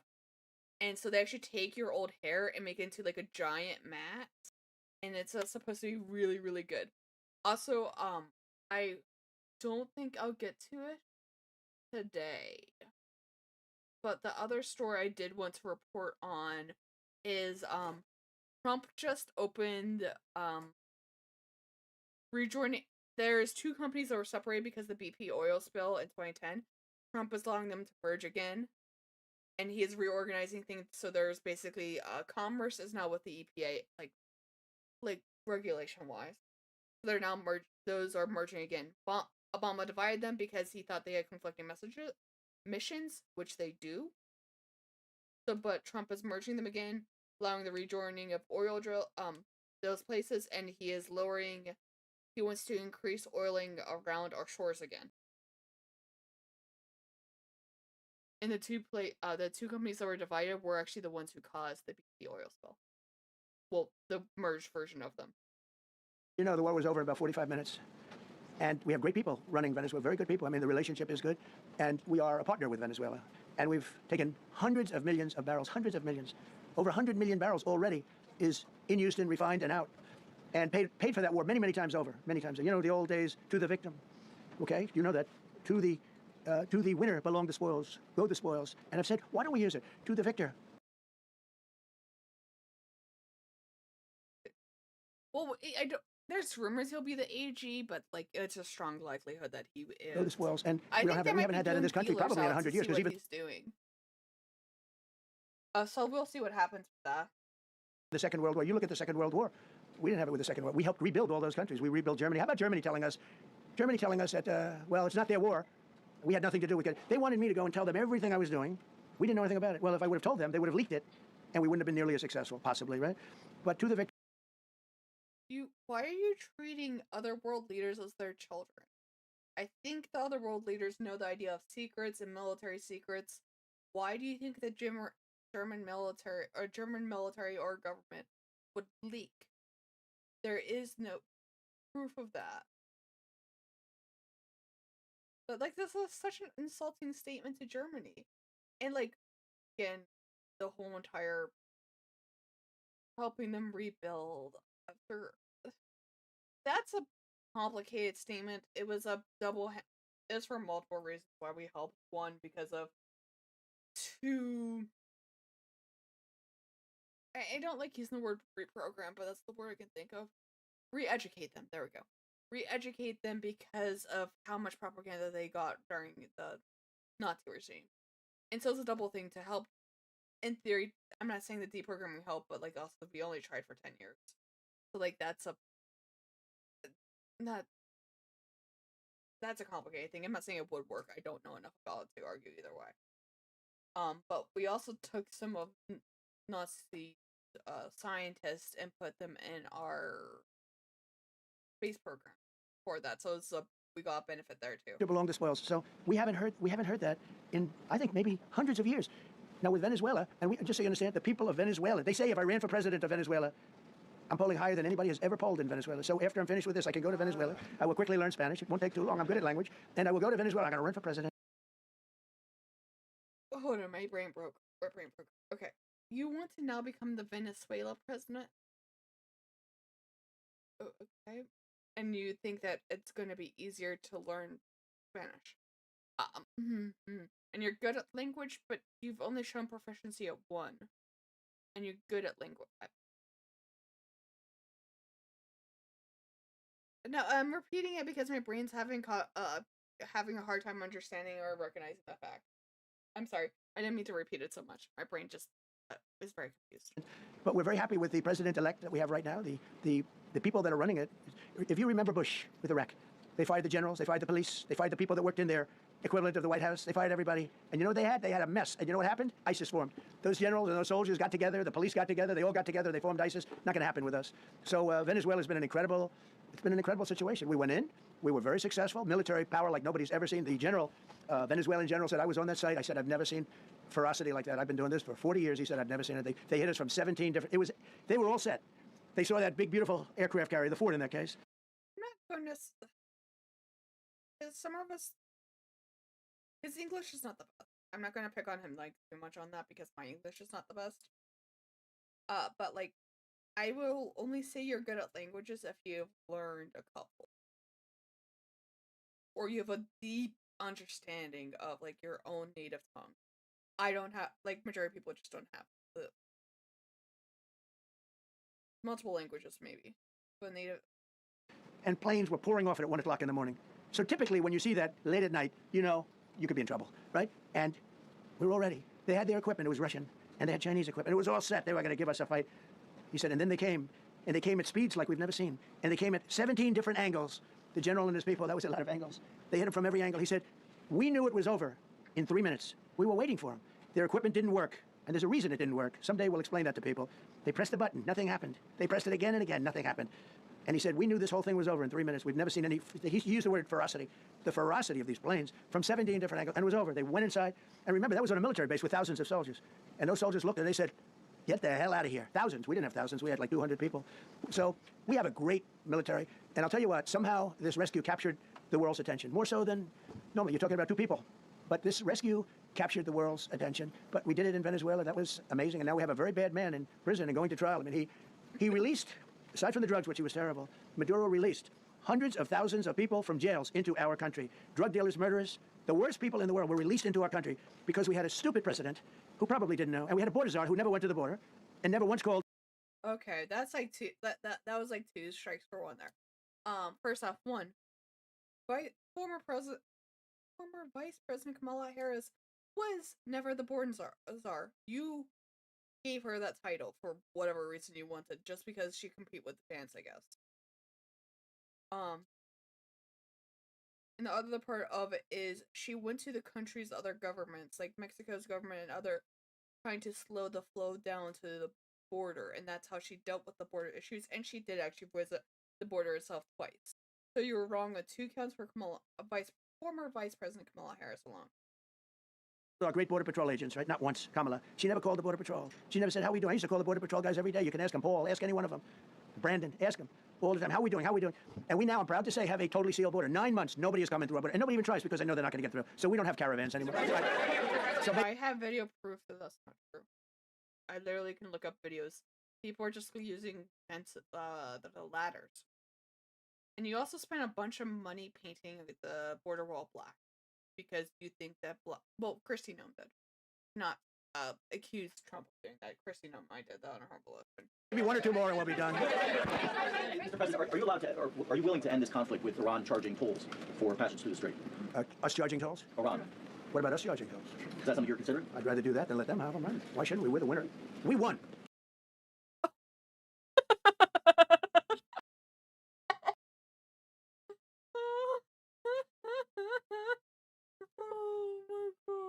Okay, they are militarily defeated. The only thing they have is the psychology of, oh, we're going to drop a couple of mines in the water, all right? No, we have a concept where we'll charge tolls. Yeah? I thought you meant your question would have been more accurate if you said us. Go ahead. So just to clarify, in order for Iran to successfully meet their deadline tomorrow, do they have to make a deal, open the strait, or both? We have to have a deal that's acceptable to me. And part of that deal is going to be we want free traffic of oil and everything else. Thank you very much. You said glory be to God in this conflict. Do you believe that God supports the United States actions in this I do, war? because God is good, because God is good, and God wants to see people taken care of. God doesn't like what's happening. I don't like what's happening. Everyone says I don't enjoy this. I don't enjoy it. These two guys don't enjoy it. You know, people say, oh boy, they're so they don't like. I don't like seeing people killed. I've ended 8 wars. Nobody's ever done it. The person who won the Nobel Prize came to me and said, you deserve the Nobel Prize. She announced that. When they announced, they said, goes to Maria. She's a great person, really a good person.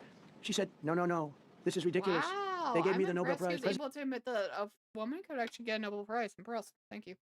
President Trump ended 8 wars. I could go over every one of them, including India and Pakistan, where the Prime Minister of Pakistan said, President Trump saved from 30 to 50. I have a very vague, smart aleck response to that statement. I have a big one, but million lives. I need to keep. That makes me much. I have to keep moving because my battery's at 15%. Happier than what we're doing right now. That makes me much happier. We have one more to end, by the way.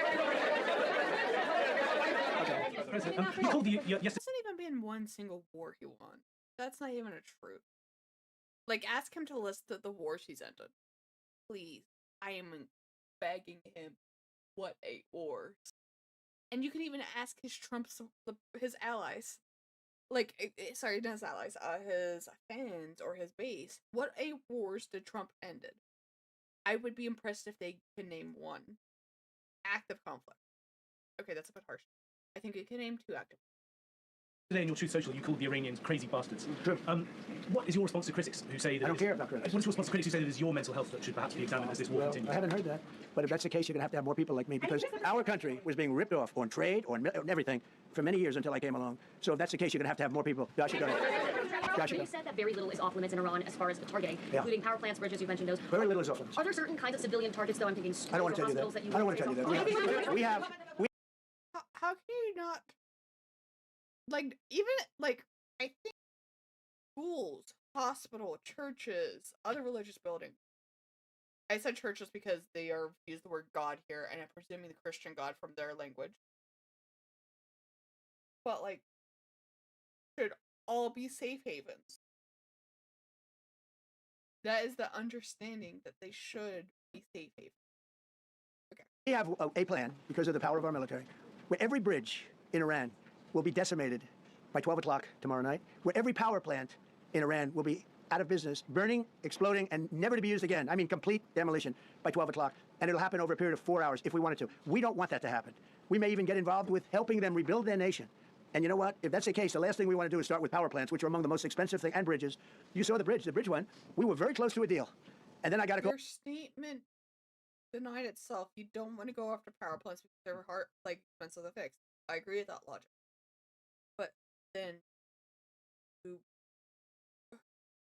Then you go back to things you want to do. Are you okay? I'm very confused. All from Mr. Witkoff, Mr. Kushner, and JD saying, I think they're breaking the deal. I said, tell them that's okay, don't worry about it. But tell them to look out their window and watch. And within 45 minutes, I gave the order to knock out the biggest bridge. I gave the order to knock out the biggest bridge in, I believe, the Middle East, but the biggest bridge in Iran. And within 10 minutes after I gave that order, that bridge was over. So do I want... Yes, because you're leader of the free world and you're leader of their military. So, of course. And U.S. does have superior firearms just because of... We have more populace, so we have more income coming to our country and yada, yada, yada.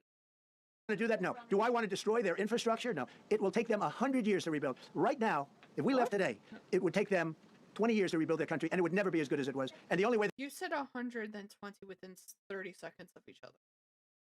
I'm like, I'm not trying to be a jerk by like taking out his language. I'm not. I promise. But I'm just saying I am confused as a viewer. Is it 100 years or 20 years? I'm actually doubtful of both claims. But please, I'm not trying to be a jerk about language. I'm confused. they're going to be able to rebuild their country is to utilize the genius of the United States of America. You voiced your displeasure with NATO in the past. Is there a danger to the U.S. not being the de facto of the leader of the alliance, and then other powers within the alliance then getting the decision making when it comes to wars and nuclear No, weapons? it's not a danger. Look, we went to NATO. I didn't ask very strongly. I just said, hey, if you want to help, right? No, we will not help. I said, that's all right. You don't want to help? Because I've always said NATO's a paper tiger. See, NATO is a paper tiger. Putin's not afraid of NATO. Putin's afraid of us, very afraid of us. And he's explained it to me a lot of times. I got to know him very well. I know him very well. NATO's a paper tiger. NATO is us. And when we needed them, and we didn't need them, by the way. We didn't need them, obviously, because they haven't helped at all. By the way, okay, so NATO has a constitution, and there's a time when you attack one of the people from NATO, you attack them all. That is the resolution. There's only one time that's been enacted. Now, one time was the United States. I didn't realize how low my mic was this one entire time. So during 9/11, the U.S. has needed NATO. We have used NATO. We're the only one who has used that clause.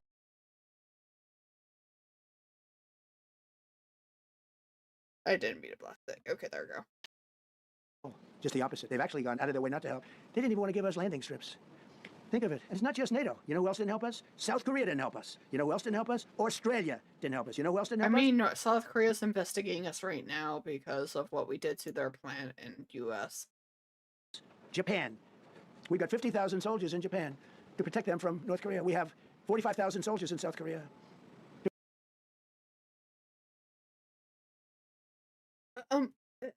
I'm confused. Does Japan need protection from North Korea? Like I thought Japan would need protection from like China, or South Korea would need protection from North Korea. I'm confused by that statement. Like, if I'm not like missing something, I would like to be proven wrong. Protect us from Kim Jong-un, who I get along with very well, as you know. You notice he said very nice things about me. He used to call Joe Biden a mentally retarded person, okay? So don't tell me about... Oh, no, don't use the R word, no. I do not like that. About your stuff. Joe Biden, he said he's a mentally retarded person. He was so nasty to Joe Biden. It was terrible. But to me, he likes Trump. And do you notice... Am I going to have to get a beeper? I don't want to get a beeper. How nice things are with North Korea. It's very nice. But we have 45,000 people, soldiers, in harm's way, and right next to Kim Jong-un with a lot of nuclear weapons. 45, which should have never happened. If a certain president, I'm not going to... No. mention this president because I happen to like him, believe it or not. But if a certain president did his job, Kim Jong-un would not have nuclear weapons right now. But they're all afraid to do their job properly. But just to conclude and just to finish, Japan didn't help us, Australia didn't help us, South Korea didn't help us, and then you get to NATO, NATO didn't help us. There were some countries that did. Now, countries that have been good, now you could also say they're got to be a little bit more involved because they're in the territory, but Saudi Arabia has been excellent, Qatar has been excellent, UAE has been excellent, Bahrain, Kuwait. I mean, Kuwait did shoot down 3 of our planes. The only planes, really, that we lost with friendly fire. I call it unfriendly fire. They unfortunately didn't know how to use our great Patriots. The pilot said, what kind of a missile's coming at us? Patriot. Boom, they got out. Because they know a Patriot never misses. So they had beautiful Patriots. There were planes heading in their direction. Also, hold on, let me see. Let me look. That was a bad black spike.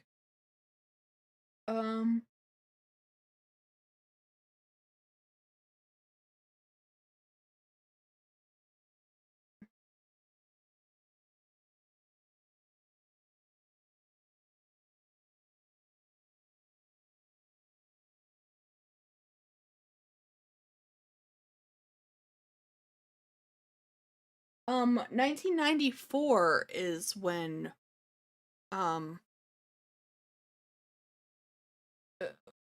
they signed a non-nuclear war agreement, so it's even back then it was implied that they already had it.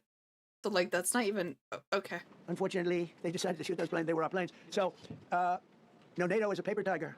Now he's coming to see me on Wednesday, as you know. He's a wonderful guy. Secretary General is great. And 10%. He's a great person, but he's got, and you know, it all began with, okay. You want to know the truth? We're in last minute. We want Greenland. They don't want to give it to us, and I said, bye-bye. Okay, thank you very much, everybody.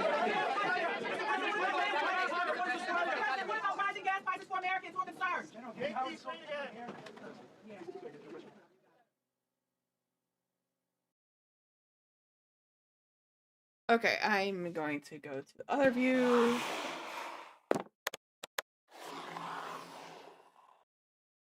And let's see how I'm going to one of the things I keep missing to do is I want to start rating different channels. Category. Because oh, hello. I'm sorry I don't speak your language, but thank you for joining us.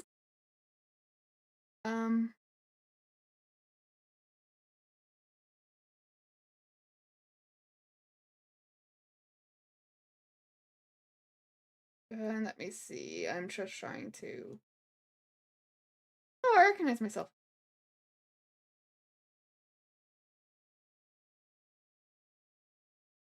Keep that muted. Oh.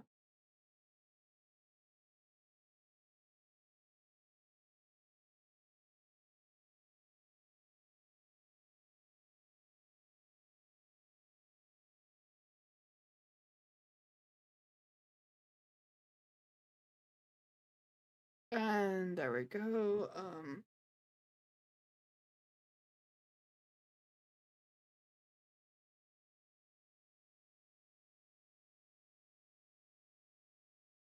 And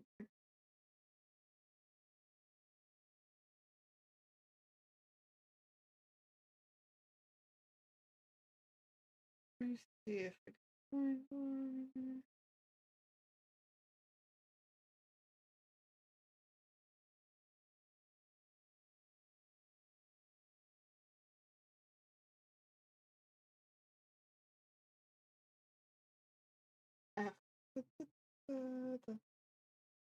And I'm trying.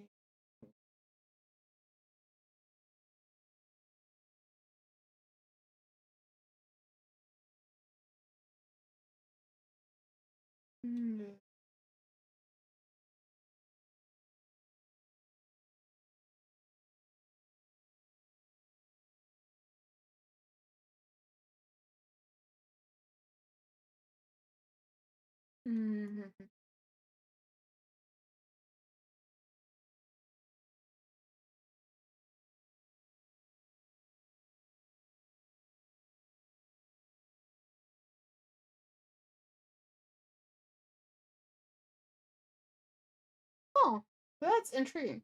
Okay. I didn't actually know that you can like do knocking and that stuff.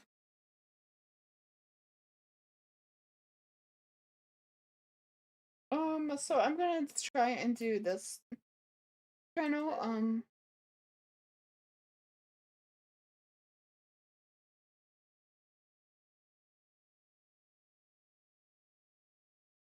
Let me.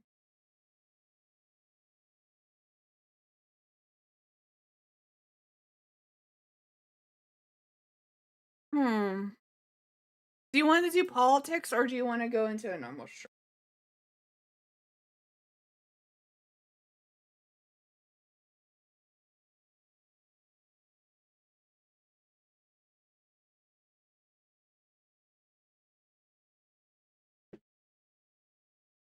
We're going.